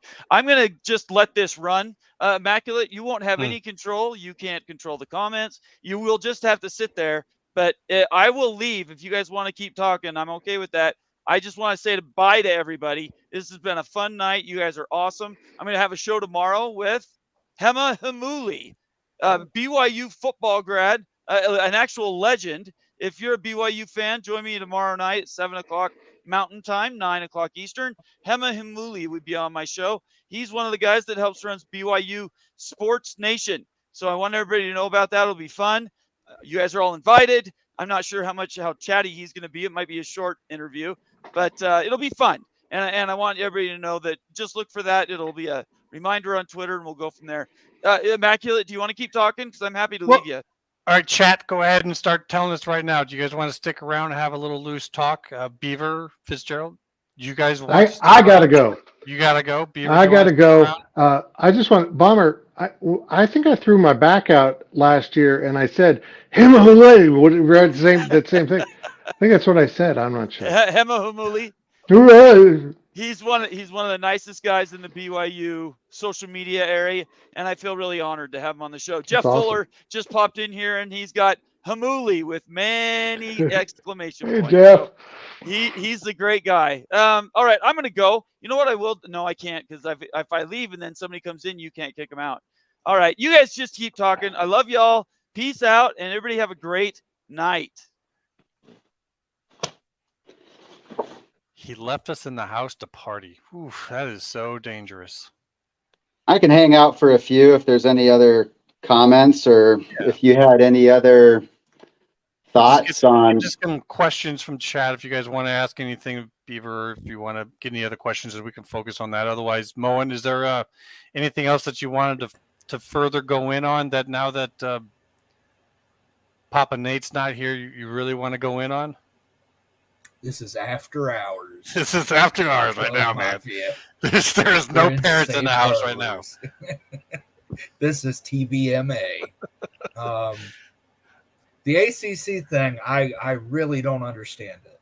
I can't wrap my head around it. I can't imagine Jim Phillips going to the college football playoff meeting tomorrow. Yeah. With this being up in the air.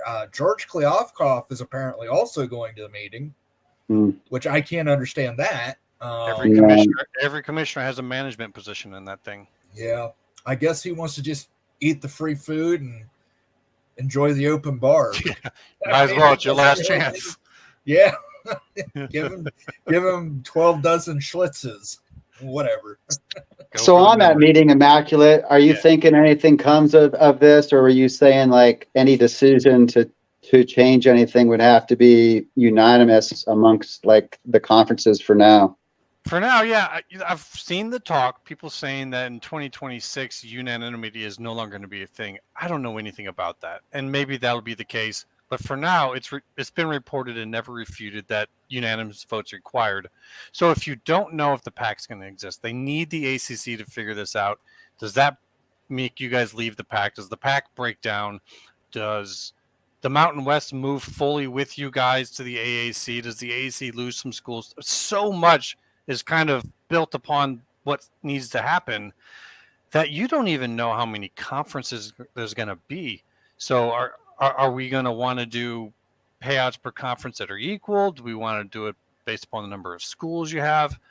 Who gets to even vote in this? Because they may not even be around. Like, do you want to let George Kleofkoff and the PAC actually vote on this stuff? Yeah, no, I think I've heard kind of they're going to redo it from scratch for 2026, but I think they'll wait closer to when, things settle out a little bit more and they have an idea of what the landscape looks like.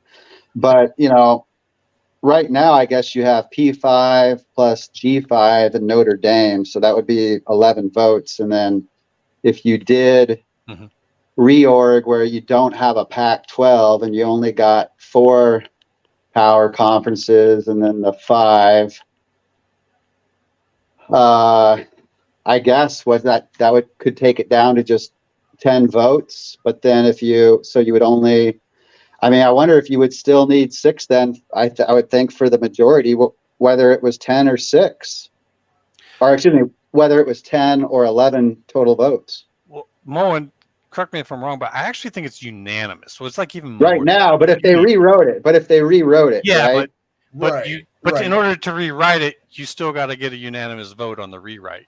So I don't know how that comes about when it still needs to require unanimous vote. Like, is the G5 going to agree to have it go forward with where their vote's not as important?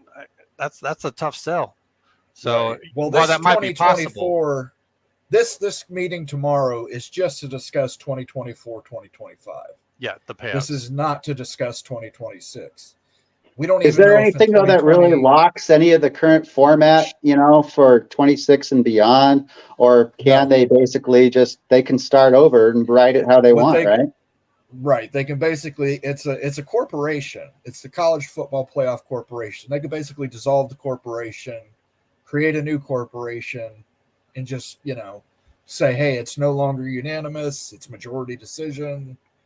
You have to be in a conference to take part in the college football playoff.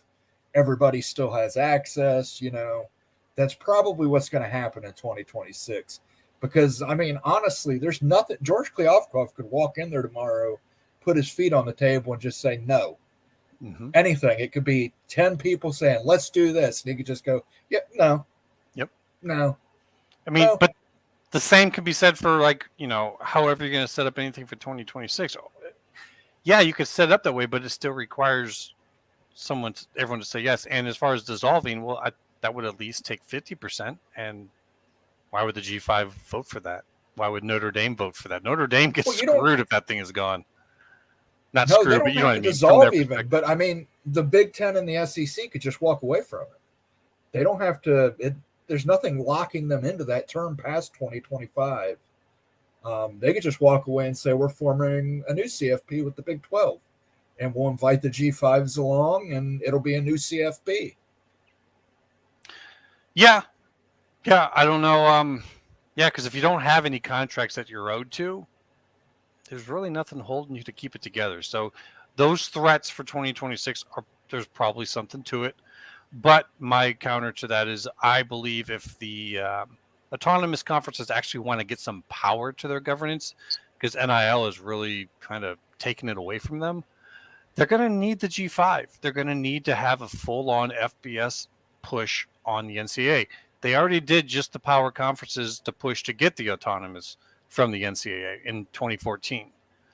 You really can't cry wolf twice of the same thing. You can't say, oh, we're going to leave if you don't give us this now. Are you really? But if you come at it with the whole FBS, it's more powerful. But they could invite the G5s along with them. That's what I'm saying. But it's a threat. Like, you can get everything you need and not, because the NCAA is kind of a shield. Like, they take a lot of the shit on them. But if you leave the NCAA, you lose that shield. Yeah, I don't know.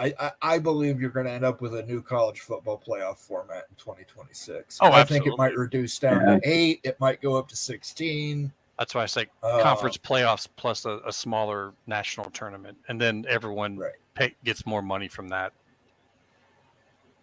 But we'll SEC and Big are still going to carry a lot of weight. So I see it where they're going to, if they're rewriting this mostly, I don't think they're going to have it be where it's unanimous necessarily moving forward, because they're just such big voices, and Sankey carries a big stick, and I just see him as making sure that they get their interests met. They'll still protect some kind of access on some level, but they don't want to give up too much, and I don't think they're going to be held where they can't get their overall interest. Right. I don't think it's right that one person at a table can sit there and tell the other 10 partners no. I also don't think it's right that one school gets its own share at the table when everybody else has to be in a conference. Yeah, they agreed to it. I mean, I don't know why the ACC agreed to that, but it probably was pertinent to the deal in order to get the money that they got from ESPN was to have Notre Dame in there. And Notre Dame said, well, we need voting rights. And also the ACC network is involved with that. So it's just really kind of a bad deal all around. It's not a surprise that this is causing a major rift in that conference. Yeah. I got a question for you, Immaculate. So, a lot of people think that the Big 12, is interested in like 4 ACC teams. But, and I believe that Oregon State will be in the Big 12, before they get to 24 teams, or they're within that 24. Mm-hmm. But, they're not quite coast to coast yet. And you've got, good cultures at Oregon State and Washington State with passionate fan bases that, have an element that I think the Big 12 could get value from and fills a late window well. And it's a little bit kind of different than some of the other teams that are in there with a little more arid environments, which is kind of a little bit of a breath of fresh air on some of the things and the, locales and environments and atmospheres that you're seeing. But do you think it's that wise, or to kind of wait for those next 4 ads, and when we don't know how long it might be in the ACC, or if those 2 pieces are sitting there and you eventually want them and you're 24, what has to be involved in the calculus of whether you might just add them if Stanford and Cal went to the ACC?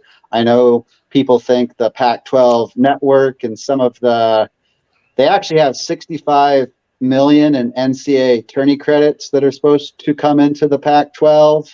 And then if it's just those 2 schools left and you're somehow brought in, possibly you could merge in and maybe get some or most or all of that. I don't know. But what's your thinking on the timeline and whether they really have to, are best and kind of waiting for these ACC ads that we don't really know when that's going to happen? Well, okay, if I was sitting in your guys' chair making decisions, and I'm not saying that my decision should be looked at as the deciding factor here, but if I was, just how I would strategically try to run this, if all you just said is true, what I would probably want to do is say, okay, Mountain West, you're going to merge into the Pac. All the money that we're getting in credits coming in and maybe sales from the Pac network and whatever we do, that goes to Oregon State and Washington State only. We're going to do this for 2 years, get all that money in, and then 2 years from now, we're all going to merge into the AAC after some of those schools have left, once we know what's going on with the ACC, and just kind of this is going to be like a multi-locational thing. If you get into the Big 12, then all this is moot. I'm just saying that, like, that's the easy, like, that's just a straight boom. Okay, we're done. But the long path would be, if you really want to stick around for the credits, then you bring in the Mountain West into the Pac. I would never merge into the Mountain West. Never. But yeah. I mean, you can do the same thing with the American to keep the credits potentially. I think if it's a true reverse merger, I think they could even keep the A5 until it's voted away. And then basically the American Pac combo has that. You get a few Mountain West teams. But Yes. people are trying to hold out to some hope, of like maybe if Stanford Cal go ACC, that Oregon State and Washington State could. I don't think it's too high of odds. The Pac-12 network, since the Big 12 doesn't currently necessarily have one, could be of some value for a streamer. But I find what Oresco and the American are doing and are thinking about very intriguing. I think it'd be great exposure and playoff access potentially. Oregon State could find themselves as like a pretty big dog in that conference, but still have good exposure and access and decent money. I do agree with you. I would still aim to get into the AAC. I just was saying, if you're trying to get those credits as they come in, then you hang out in the pack longer. If you're not, and that's not a big deal, then you're aiming for the AAC sooner. Yeah. And the reason why I would want to go to the AAC and not bring the AAC to you is because they actually have a decent deal. If you bring them to you, you lose. I'm not necessarily a believer that their deal comes with them in a merger, that ESPN is beholden to that. Whereas if you go into them, now you can use their renegotiation clauses, if that's all true, which I do believe probably is true. Yeah. I think they've already got numbers that you heard. Bob Thompson was already throwing out, at least 10 million. And then that's before any of the credits for playoffs or NCAA tournament or any of that. So I think it can go up from there even. But yeah, it's interesting. I don't think the invite's going to quite come, but I think eventually the Big 12 will be 24, and I think they could set up, a west of 8 teams, a central of 8 teams, and then an east of 8 teams, and have a nice looking 24. Well, if Moen's a 24 guy, I'm a 25 guy, although the moment that the 25 thing is not possible, I'll scrap it. But what I would watch for is if you guys do the AAC thing, you go on and you win, just because you're tied to Washington State now, it does not necessarily mean you will be in the future. If you guys go out and succeed and do all of that, and let's say the Big 12 is looking to have a 5-team division out west, well, Oregon State becomes that 5th team with BYU, Utah, Arizona State, and Arizona. If they go to 60, if you go to 24, like Moen says, well, then maybe both of you could then get pulled in for a 6-team West. I kind of like Oregon State and San Diego State better. Yeah. But, that's kind of a tough talking point. I would say that if Stanford and Cal don't get in the ACC, Oregon State has a better chance of getting in the Big 12. Yeah. If Stanford and Cal, because Stanford and Cal have a spot in the Big 10, Stanford is holding that up. Once they realize there's not a spot for them in the ACC, Stanford's going to have to make a decision to go independent or join the Big 10. And at that point, when the Big 10 hits 20, with those 4 teams blocking in the ACC, that's going to put more and more pressure on that ACC. You're going to see just the ACC is going to degrade rapidly, I think. My opinion, I think the ACC will degrade rapidly, and it'll be done by 2026. I think that's kind of what I think should probably happen, that I think is best. And I think you end up with 4, and then if the American makes these moves like now, they can be basically a part of those top 4. You basically have your top 2 of the SEC and the Big 10. Big 12 is a pretty clear 3rd, but the American is at least there, and they all got around 20 teams potentially for like a little while, and I could see that as a decent setup, and you've pretty much absorbed just about all of the ACC teams because there's enough spots for them potentially. Yeah, I think absolutely. Yeah, I kind of believe personally that the ACC will survive just as mostly a private university type conference. Most of the big schools that you think of will all move between the SEC, and then eventually the Big 12. People think that there's no value in that move, but once you take away the value of those going to the Big and the SEC, then the value is definitely there.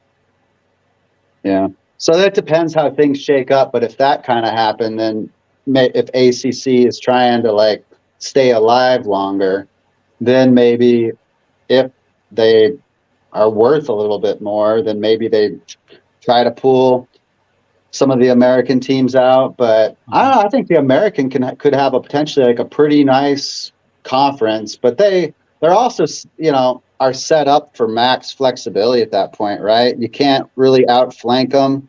They can pull from several places also if they did lose a couple teams somehow, so it wouldn't be the end of the world for them. They could add a App State, right? There's Texas State.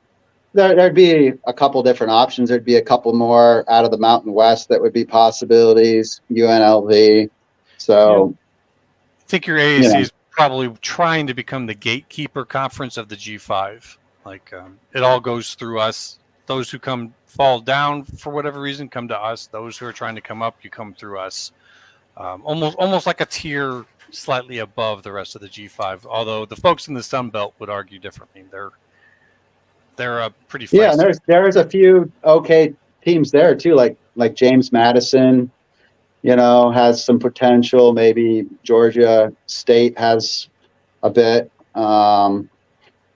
But yeah, I think with the American, you're in some pretty good markets with San Antonio. UTSA is playing good football. Tulane's getting a lot of pretty good talk, and you're in New Orleans there. Tampa's a good market. Even if you lose SMU, you got North Texas, basically, Northwest Dallas and Denton. So, and they've got a large enrollment. So, and then you still have Rice in Houston. So there's several decent pieces there. And one thing we didn't talk about that I actually wanted to talk about was the academics. And that's another reason that I actually want this move is I would be concerned, from an Oregon State perspective. Right now, I think we're ranked close to 140th in the nation academically and like U.S. News and World Report. Just a little ahead of 150th. And but I think if we were in the Mountain West, we'd be dropping down to potentially below 200 fairly quickly because they have no AAU schools. Boise State, I want to say, is around 260, 258, something like that. And I think we'd be a little bit ahead of them, but we could drop to like 220, something like that, within a year and a half or 2 years, and that's not a good prospect. Right now, the average grad from Oregon State earns $7,000 to $8,000 more in salary than an Oregon grad, and it's a little bit because we've got more of a science and tech focus, and some research and whatnot. Pretty good computer science. But I don't know. I think in the Mountain West, we'd take a pretty big dip there from just our academic reputation and some of our associations. So I would be happy being associated with schools like Tulane and Rice and USF, who's, and even UAB has good research. They do. So. Hey, Moen, what do you think? Do you think that makes that big of a difference in terms of the rankings of schools? If they were, who they ended up being around as far as their peers, conference-wise? Well, sure, yeah, it's going to definitely impact you.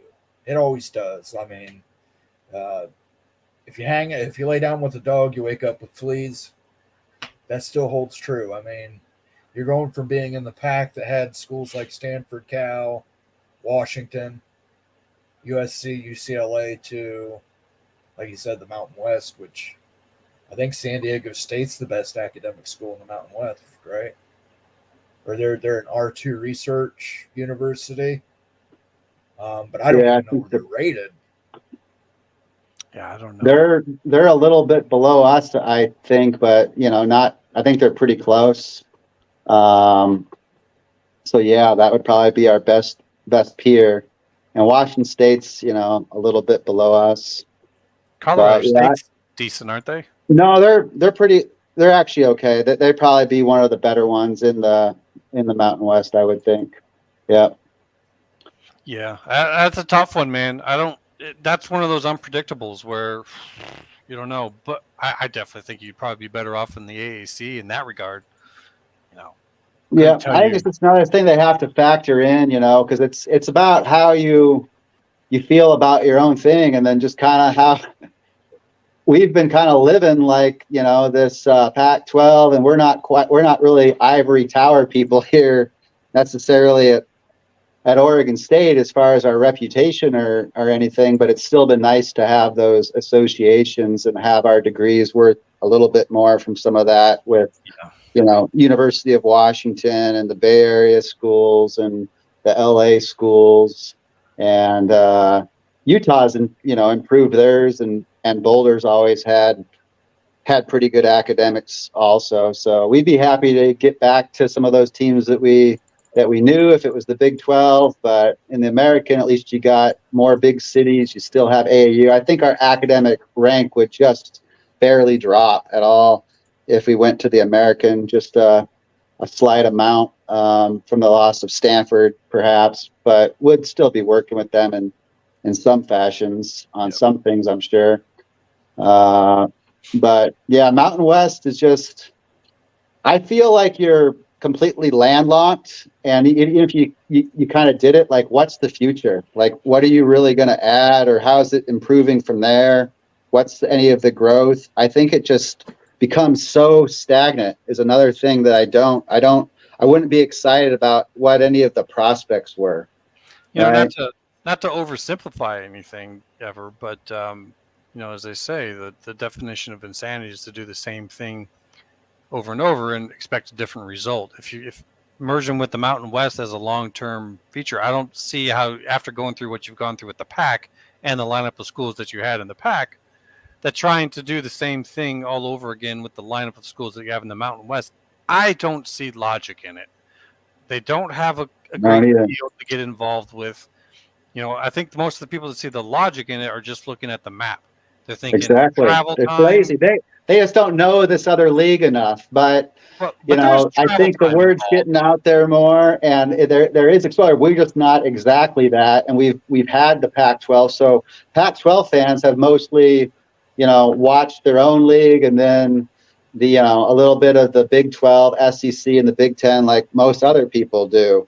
But the American is a pretty good league. It's made all these New Year's Six bowls. It's on a great run there, and they've won a lot of those, and they've become kind of like this call-up conference. So, like, if you have to take that small step down now, but you want to get back up and put yourself in the best position, there's a risk of like this reversion to the mean in a Mountain West type of a thing where you might not be relevant enough again.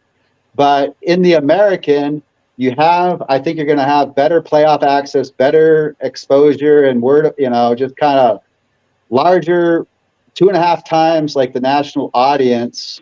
And so if that league can just even improve itself like more, I think it gets even more viewers, and I think it has some pretty good growth potential. And then for Oregon State, they can use that to try to make a playoff, at least get in a American championship and be in the best position, because it might take 3 or 4 years or longer for the Big 12 to eventually come calling. And we don't want to start to be more forgotten. And I could see that happening out of the Mountain West, especially if, you don't become the champ there. Or if you do, you don't even still make the playoff, where I'm confident the American, basically every time their champion is going to be in the playoff, and most of the time is the 5th seed. Yeah, I mean, if you guys go with the AAC and you have ESPN at your back, you kind of already have this compelling storyline. And that's what ESPN is looking for. It's looking for storylines, because they do a lot of talk. There's our buddy. He's back.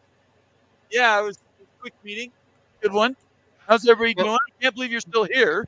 Yeah, we're still going. And I was just saying, I was actually on YouTube we were talking trying to figure it out. You guys are all degenerates, is what it is. You can't. How many I was people asking are still Moan watching? on the side, like, are you able to shut this thing down if he doesn't come back? All you have to do is end. Just leave it. Ends on its own. Yeah, you don't have to do anything. I wasn't quite sure. So but I was saying real quick, if I could finish what I was saying with him, if you don't mind. Please go ahead. Yeah. Okay, it'll be real quick. Sure. With the compelling storyline with ESPN is what Oregon State has gone through. everyone's kind of paying attention. If you were in the AAC, they're going to have you. They're going to be able to put their games on. You know, it might be on Mhm. ESPN too, but hey, ESPN if you're two is on still pretty ESPN good. too, Yeah. and if you make it to the playoffs, you are the Cinderella story of football, and that doesn't happen. That just doesn't happen in the tournament age. It did a little bit in the BCS, but not yet in this. And so, and anyone who's looking at anyone coming out of the Big 12 and thinking, oh, we could get our Cinderella of there, that's pretty much blown out of the water if Oregon State's coming out of the AAC as a champion and getting into the playoffs. And that is a compelling storyline that then maybe catapults you up into the Big 12. I agree. Yeah. So that's what I had to say on that there, Bomber. I had a question. I apologize for interrupting, Immaculate. No, you're I'm good. sorry about that. You're good. I had one question I didn't get a chance to ask, and it was because of time. And we still have 83 people in here, so I think this might be interesting for everybody. So let's project here. Let's get in our little futuristic machines. In 6 months, where are Oregon State and Washington State playing football? And did Stanford by itself get into the ACC, or was it all three?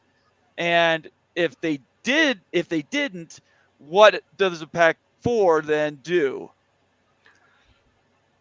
Anybody, I don't care. Beaver, you want to go first, or do you want to? Bowen, he's ready to go. He's been. I'll go first. Oregon State, I don't believe they'll be in the Big 12 at that point. I believe the AAC waiting game will take place.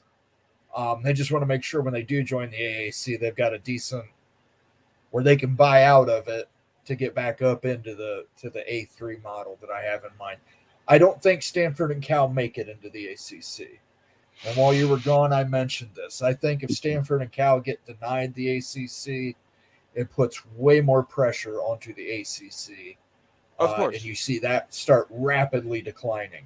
Absolutely. At that point, Stanford is either going to have to go independent, or they're going to have to acquiesce to the Big Ten's demands and do what the Big Ten wants in order to get themselves and Cal in. If they go independent, I don't know what Cal does. I assume Cal tries to get in the AAC along with Oregon State and Washington State, but they're also going to have to do something to try and figure out how to make up the budget shortfalls, because their budget is just a mess. Totally agree. Okay, Beaver. I don't see the Big 12 quite working out just yet. So I hope that our leadership has the foresight to work with ESPN and try to make the American work. You know, I don't know exactly what that looks like, but I'm confident it would be at least 10 million as the base for both Oregon State and Washington State, maybe just a smidge more. And that could help, you know, with a little bit of the travel concerns. But I'm also confident that if they do it, it will lead to 3 Mountain West teams by next spring joining the American as well. I think that would be a reasonable place to start. You could go 5, but I'd be happy with Fresno State and Boise State. And then maybe that makes the Big 12 and San Diego State, see if they have enough interest or not. And then if not, then you would add San Diego State as that third. Immaculate? I tell you, Moen and I, Ohio State and Iowa guys, we just do not agree, because I actually do think Stanford and Cal are going to get into the ACC. I think it's going to be ugly, and it's going to look like it's not going to happen until they finally get whatever is going on behind the scenes figured out, and they will get in there. It's going to leave you guys alone in the pack. You know, if it comes down to where you guys need to stick around there longer to get those credits, I would say you could see a possibility where the Mountain West comes on over and joins you guys. Then once that's all done and figured out, then I see some type of merging going on with the Mountain West and the AAC, because the Mountain West and PAC merger is not better than the PAC, so you're going to have the same problem. You're not going to get a great deal. You're only doing that for those $50 or so million in those credits, and in that case, that's a pretty big chunk of change when you're thinking 10 to 15 million a year for a TV deal. 50 well, million, Washington State's broke. They need the cash. right. So that's like 25 million both, you know, give or Yeah. take some. That's actually reasonable to do that. Right. And then you merge to the AAC. And if the ACC, Notre Dame's conference for Moen, is picking up a few more from the AC, it makes it a little more feasible in numbers. So I think that that could play out through 2 to 3 years, just to try to get everything all ready to go for 2026. And then you're basically, at that point, hopefully you've proved yourself and you guys are the ones to get a call up to the Big 12 to round out whatever they're going to do in the West. So kind of complicated, but winding route. You're all wrong. So we'll just go from there. So I have believed, and I will continue to until I see a contract signed in blood. They're not going to go anywhere. They're going to get stuck. The ACC is not going to take them. Florida State and whoever is going to block that. They're going to pull their trucks up, big hiked up trucks. They're going to park in front of the doors. So there's no delaying tactics.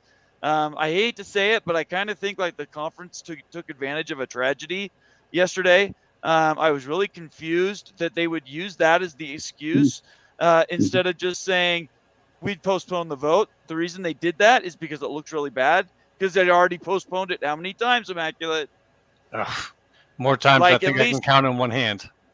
Exactly. More than 5. So they needed to do anything they could to avoid that appearance. So that's what we're looking at here, guys. We're looking at greedy people that want to buy their way in. SMU, I'm not blaming SMU. Go for it. Try whatever you can.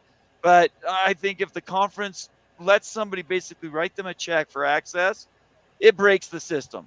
And I just can't believe that these poobahs over these big conferences that control billions of dollars in media revenue are willing to split it with more schools just because you feel like they're refugees.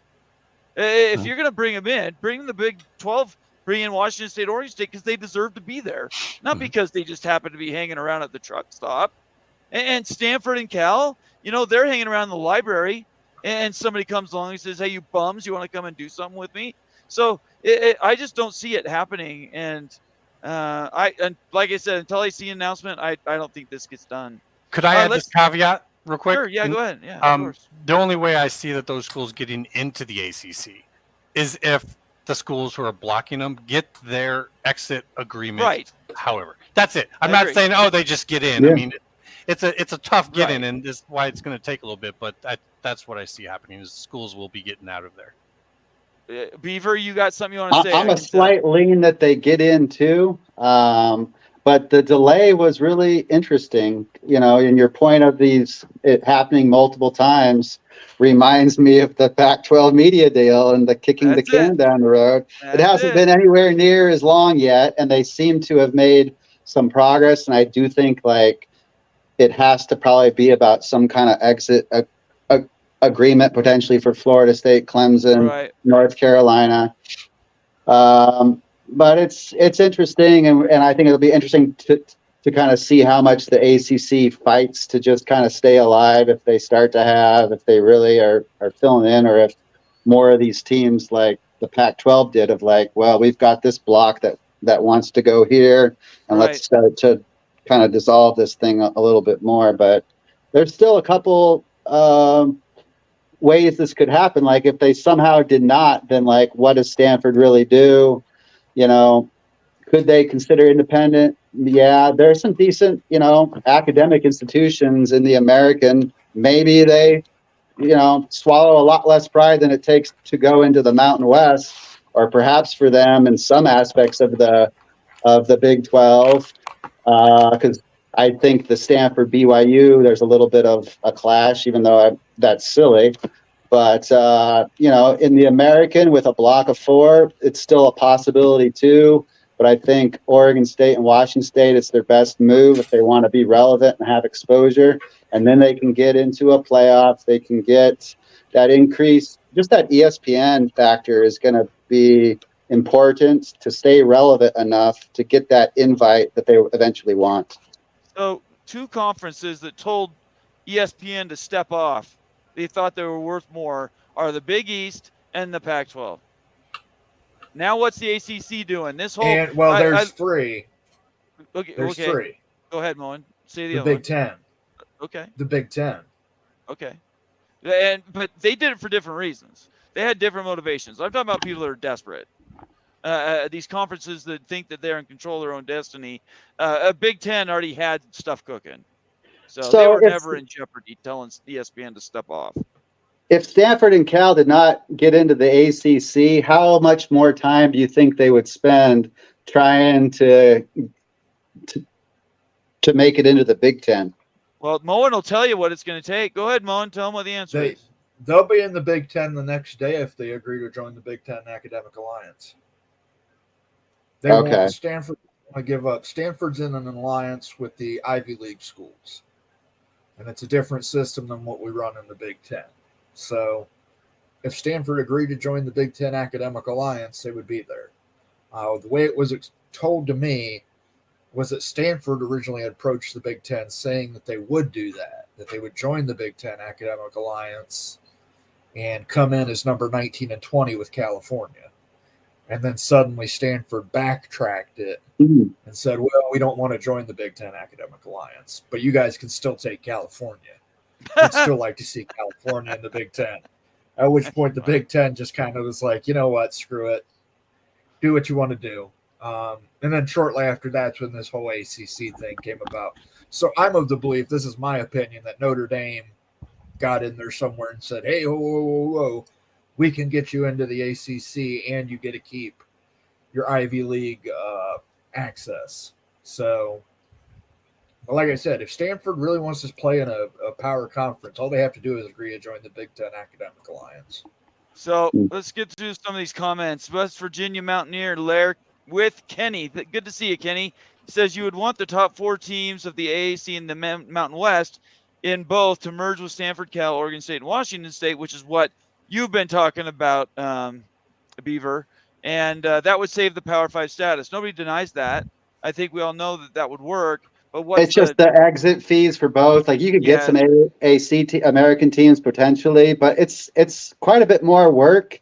And I just don't really think Luck necessarily signed up for all that. He's consulting a little bit, and it's just a lot more at play there. I think everybody wants something that's going to be a quicker solution. Sure.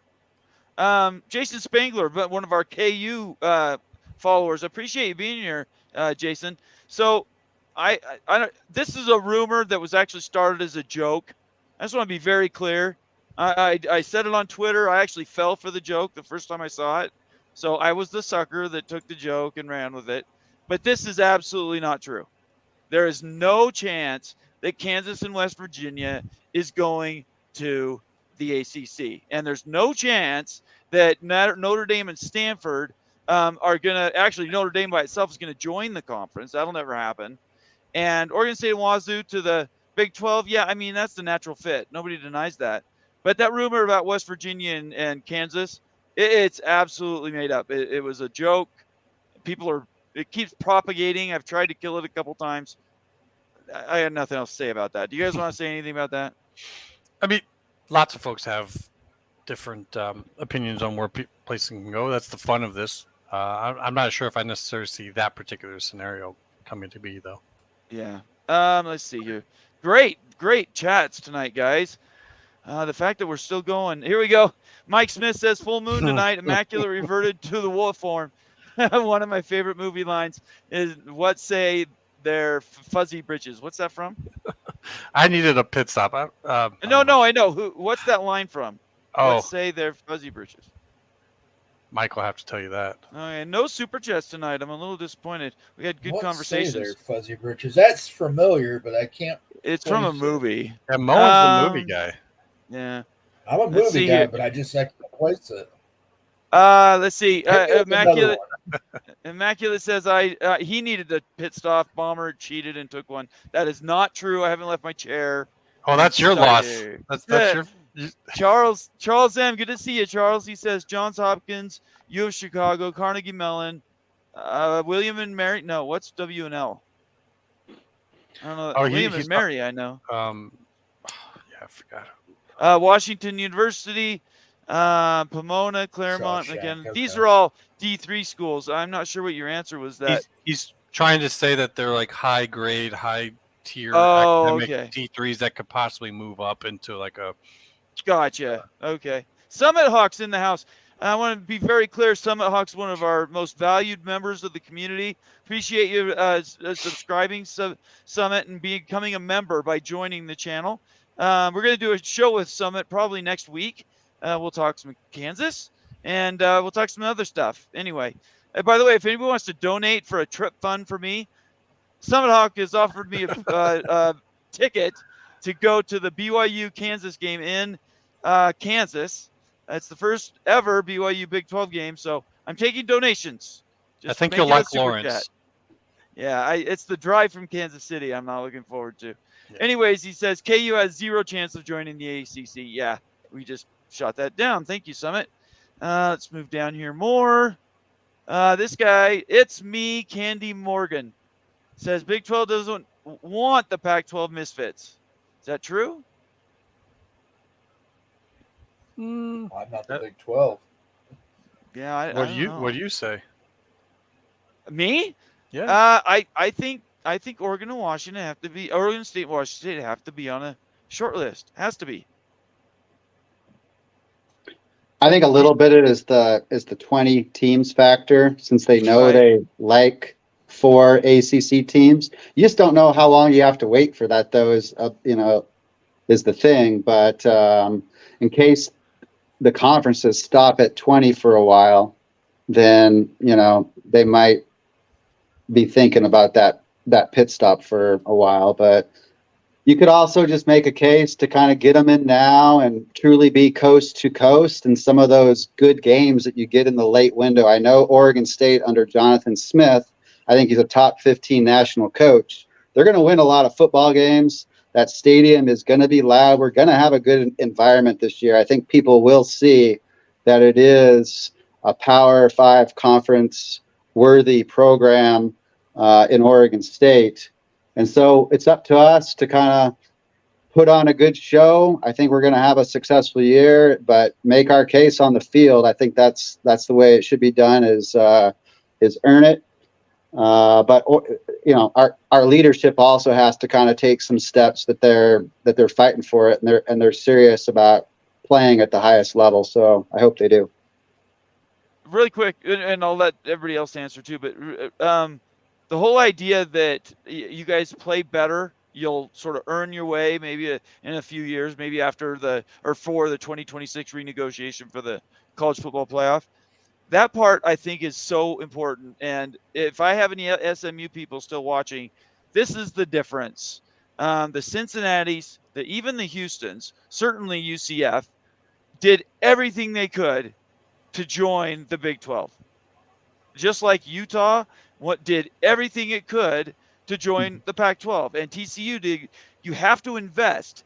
SMU is doing a little change to their football stadium, but it's nothing like what Oregon State has done, for instance. And that's really the clash that I think a lot of people just don't understand. People don't want to be against anybody. It's a great nightcap also to have Oregon State playing in some cool games. Right. Nighttime, ESPN, like that is a great nightcap for your conference. But, we might have to wait on it for a little bit. So, Oregon State has to explore its options, but I do think they're a good fit in the Big 12. It would make our fan base super happy, and I know they would be proud members. But I do think we're going to have a good program for several years. But you never know if we don't take things enough, if we don't understand some of the risks, and there's a little bit of a reversion just because of some of the company that you might keep. You just don't know when the next opportunity comes, and if you've let yourself slide a little bit, there's some risk there. Absolutely. And look at what's happened to Washington State. They were writing checks on big Pac-12 network profits that never came. They went in and got a bunch of bonds to build up the campus. And I lived in southeastern Washington. I know where Pullman is. I know how to drive there. It's a nice little college town, but it's nothing like UW in Seattle. So they need to go out and actually improve everything about the school. not just an upgrade on the football stadium or additional bleachers in the basketball stadium. They need to do things that everybody can see. And the best example of that I see is USF. They're putting, what was it, $400 million, Moen?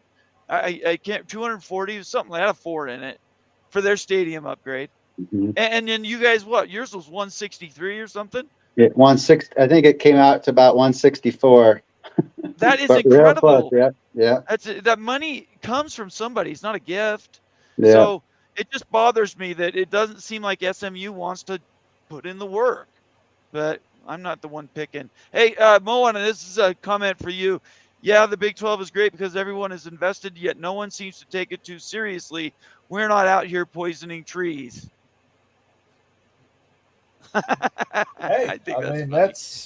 it just means more. It just means more It in the Big just 12. means more, guys. All right, let's see here. Grand Dan says Shawshank Redemption, Miss Fuzzy Bridges. So that's where that quote came from. Yep. Let's see, Immaculate. Are you still there? I'm still here. I'm doing a little bit of multitasking. Oh, okay. I did have a follow-up question for you. So you've gone through and you've looked at all these numbers. Obviously, Bob Thompson's broken it down in detail. When I wish I had an active spreadsheet. Moen might need to help me with this, where we could make it almost a game where you could pick and put teams in different slots to see really which ones naturally fit versus which ones are like risk allocations. Okay, roll the dice. Then you take this country and you take this country where it seems a little slipshod. Which do you think it is?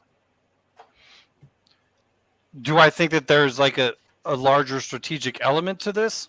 Do you think that the way that the expansion has gone has been slipshod, or has it been very, very detailed and everybody ended up where they were going to end up no matter what? I think there's no. I think there's a level of chaos to it, but I also think that there is a deep level of thought that goes into it. But I don't think everything ends up going the exact way that they plan on it going. If that makes much sense. Like there's a ton of thought that goes into it. And then once it starts to go, it gets a little off kilter. And you're at that point in time, like every good plan, right? Like I think that there is a big plan, but it doesn't go exactly the way they think. Like the way the ACC is going right now, I think is the perfect example of that. So all three of you guys, you're very intelligent. You've tracked this stuff. Let's just make some final predictions. I cannot believe we're still here 2.5 hours later almost. We've done it before.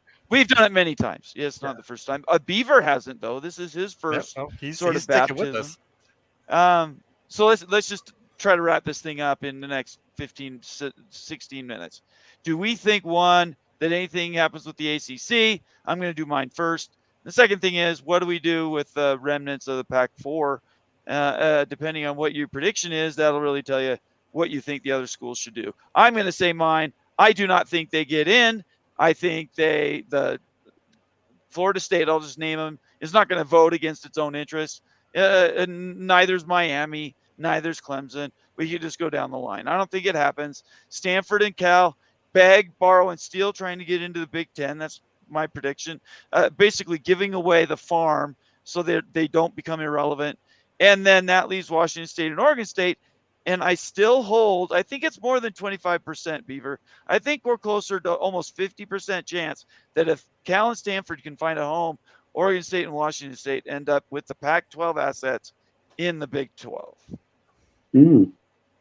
So why don't you go next? You're the first guest tonight. So yeah, I mean, I lean slightly towards Cal and Stanford making it into the ACC with SMU, just because they seem to have, made progress on those modelings and been so close to the vote. And to me, it seemed like the tragedy there is what kind of postponed that for a couple days. That is interesting because it could somehow allow a little bit more time for reflection, and maybe it even alters the end outcome somehow. But I think they squeeze their way in, and then Oregon State and Washington State are just up next. I think it'll align. I think Oresco will be out by the end of this week, or at least by the very start of next week, to meet with Washington State and Oregon State in person, and hopefully the numbers that he has from ESPN about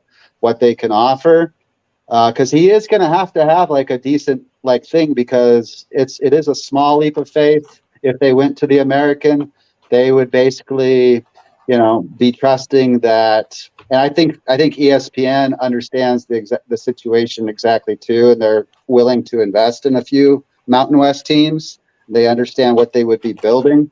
But it has to be enough to like make them commit and take that leap of faith that I think that they should. So I'm hoping that happens if we're in that situation and we don't get the miracle Big 12 invite after Calford went to the ACC. And then I think it's going to be our best situation to be a bigger dog, but actually get that playoff access, make it as a 5th seed, and hosting at home in Corvallis would be very exciting, with a great chance to go on to the second round of the playoffs. Like, that's how you build a program and a brand and exposure. And then we would be so hyped up from a fan base. We just wouldn't tolerate, any thoughts of like less than or dropping down to Mountain West and those types of things at that. And we're coming off a 10-win season. Now is not the time to be reverting. Like, our fans are excited. We're expecting a great year this year. We want to put on a showcase season, but we got to do the right things from a leadership perspective too, and maximize our exposure. Work with ESPN. They're still the best in the business. I hope we do it. Yeah, I totally agree with you. I hope something happens with Calford so that you guys are basically freed up, take the keys to the house, and move wherever you want. That would be fantastic. I hope something like that happens. Kevin Long gave us a $10 super chat. Thank you so much, Kevin. That's my first one tonight, and I really appreciate you being here and participating in the show. This is a compliment for everybody here. Your show is one of my favorites. Love Moen and Immaculate on the Mafia. Grew up in the SEC and is now in Tucson. Another transplant there, Immaculate. Yep. Played at Rick's in the 70s, Nate. I think he's talking to me.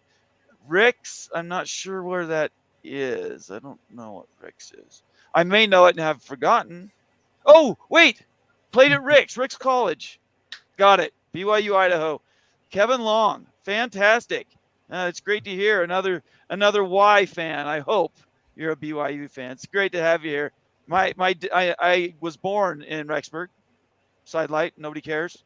But I was born in Rexburg, and my dad graduated from Rexburg and then BYU. All right. Thank you very much for the super chat.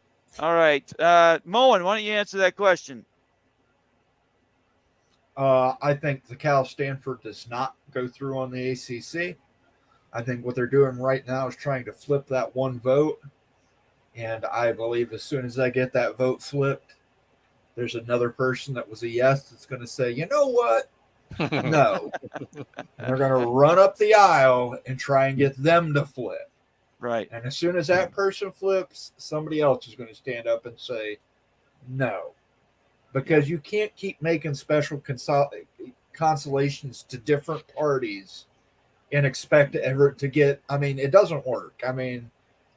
It's Kevin McCarthy as Speaker of the House all over again. You're going to see him running up the aisle to Miami. Oh, okay, what do we need to do for Miami to get that yes vote? It's not going to happen. You're not going to get a vote this week.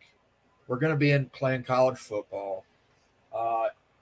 It's just, you might get a straw vote next week, or you might hear that there was a straw vote and it didn't happen. I think Stanford and Cal do end up in the Big Ten. I think they finish out their Western wing. Stanford has to acquiesce and join the Big Ten Academic Alliance. I think Notre Dame leaves the ACC at that point out of spite for the ACC not doing what they told them to do. Right. And I see the ACC start to collapse, and I think we go to the A3 model by the time 2025, 2026 hits. New playoff format. At that point, I think if Oregon State and Washington State have played it cool, then they'll be called up to join the Big 12. Once the Big 12 gets to pick through the ACC schools they want to make sure that they have first. Very good. Immaculate. All right, bringing it up. I mean,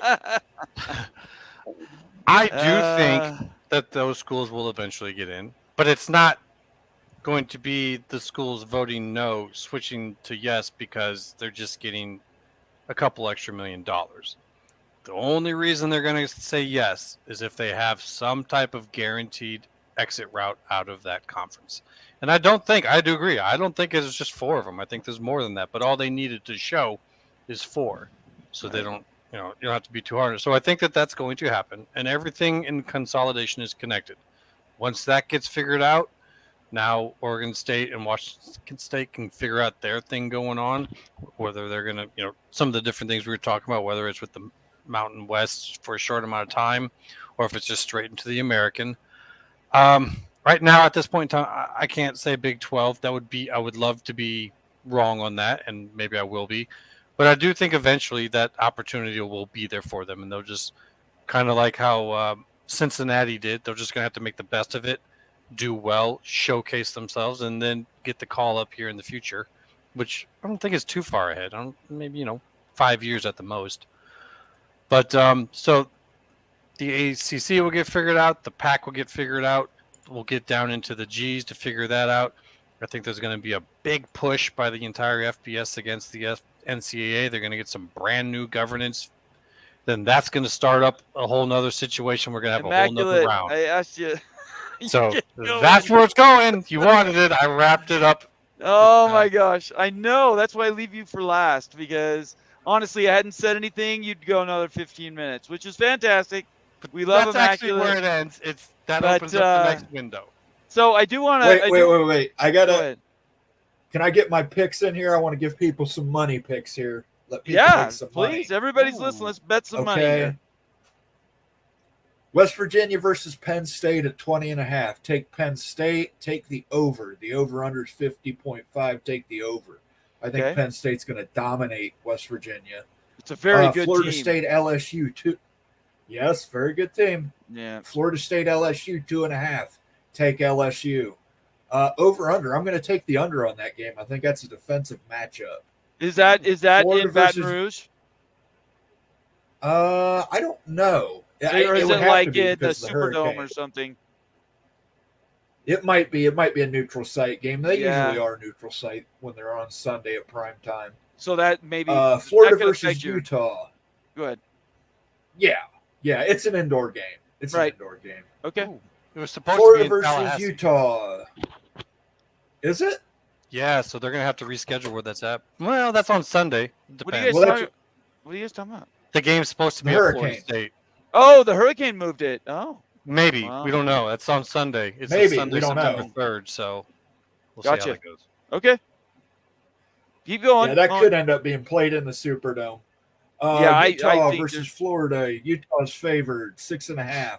Take Florida. Take the under. The total's 44.5. Yeah. I would take the under. Nebraska. Did you versus tell you Minnesota. that last night, Moen? Oh, I called it last night. I told him, but I would take the over. You Excuse did. me. You I'd did take the tell him over yesterday. on Then 40. okay. Yeah, I'm taking Florida in the points and the over on that. Nebraska versus Minnesota, 7 points. Give me Minnesota on that. I will bet the under on that. Wow. 42.5. Taking the under. Colorado versus TCU, 20.5 point favorite TCU. Take TCU all day. The over/under on that is 63. Take the over. I see TCU pouring it on Colorado this year. That's going to be a hell of a game. All right. So how many games does Colorado win this year? You brought it up. 2. Wow. You are harsh. How about you, Beaver? What do you think? I normally don't do picks like this. I think they'll get at least 5 with an outside chance at 6. I think 5 is just a little bit more likely, but they'll make some progress for sure. They'll just have some excitement behind them. Might come up just a little short of a bowl, but it'll be close. All right, Immaculate, break the tie. Let's go. Oh my goodness, which one are we going on again? We're talking about Colorado and TCU. TCU, man. I really am looking forward to seeing what Colorado can do, but they are not going to be ready game one. That's probably going to be. No, they're gonna get blown out in that one by TCU. Yeah, Don't sorry, you think? Don't you think they want to make a point? Everybody's been talking Sure, about of how course they do. strong Colorado is, and Prime is in his, in his house, and TCU was overrated last year. Their quarterback just got cut from the NFL team that drafted him. So how good could they possibly be? I think they're going to put a number on them. I'm not sure. What did you say, Moen? 70?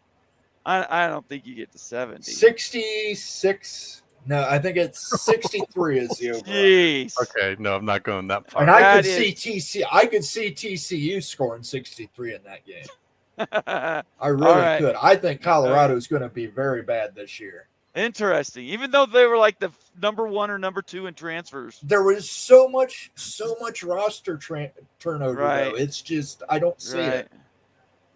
I got you. Okay, that's fair. I'll go 42-27 TCU in that game. Okay. Oh, I'm sorry. I skipped you. I apologize, Beaver. I was sort of stunned by the 60, 70. I'd even say that's kind of a high point total for Oh, Colorado. my I'd say gosh. Oh, my gosh. 14 at the most, but probably it's going to be more field goals. All right. Touchdowns. I think let's wrap this up. We have had a fantastic night. 2.5 hours is absolutely insane. You guys being here, we're building a community here, guys, and I hope you subscribe. Please turn on your notifications. It's so important. That way you know when we're doing our next show. Tomorrow night, 9 p.m. Eastern, I'm going to have Hema Hamuli, BYU football graduate and legend, and he will be here with me, and he helps run BYU Sports Nation. So if you want to know what's going on either with BYU or the Big 12, tomorrow's the day, and I encourage everybody to be there. All Oregon State and Washington people are invited, of course. Other than that, I think we're just going to wrap this up. You guys did a great job tonight. Thank you so much, Beaver. I hope you had fun. Yeah, one quick thing. Oregon State plays on Sunday against San Jose State down there. So you can watch that one before Sunday Night Football, NFL. So please tune in. Oregon State needs all of the country's support. We want to have a great season and make the nation take notice. Hey, can you do us a favor, us Big Ten guys? Can you beat San Jose State by more than what USC did? No, that was brutal. That was absolutely brutal. We'd appreciate for, shits and giggles, as we say. San Jose State had a couple of plays, so I think Oregon State's going to win by like 14 or 15, but they'll be a little rusty. I'm hoping it's more, but I definitely think we're going to win the game, but we'll see what happens exactly. I don't think it's going to be a blowout. I think we're going to take a couple of games to get our feet underneath us. I think they're going to actually have a defense to play against when they're playing you guys versus USC. All right. I think we're going to call it. So thanks so much, guys, everybody, for being here. Have a great night, and peace out.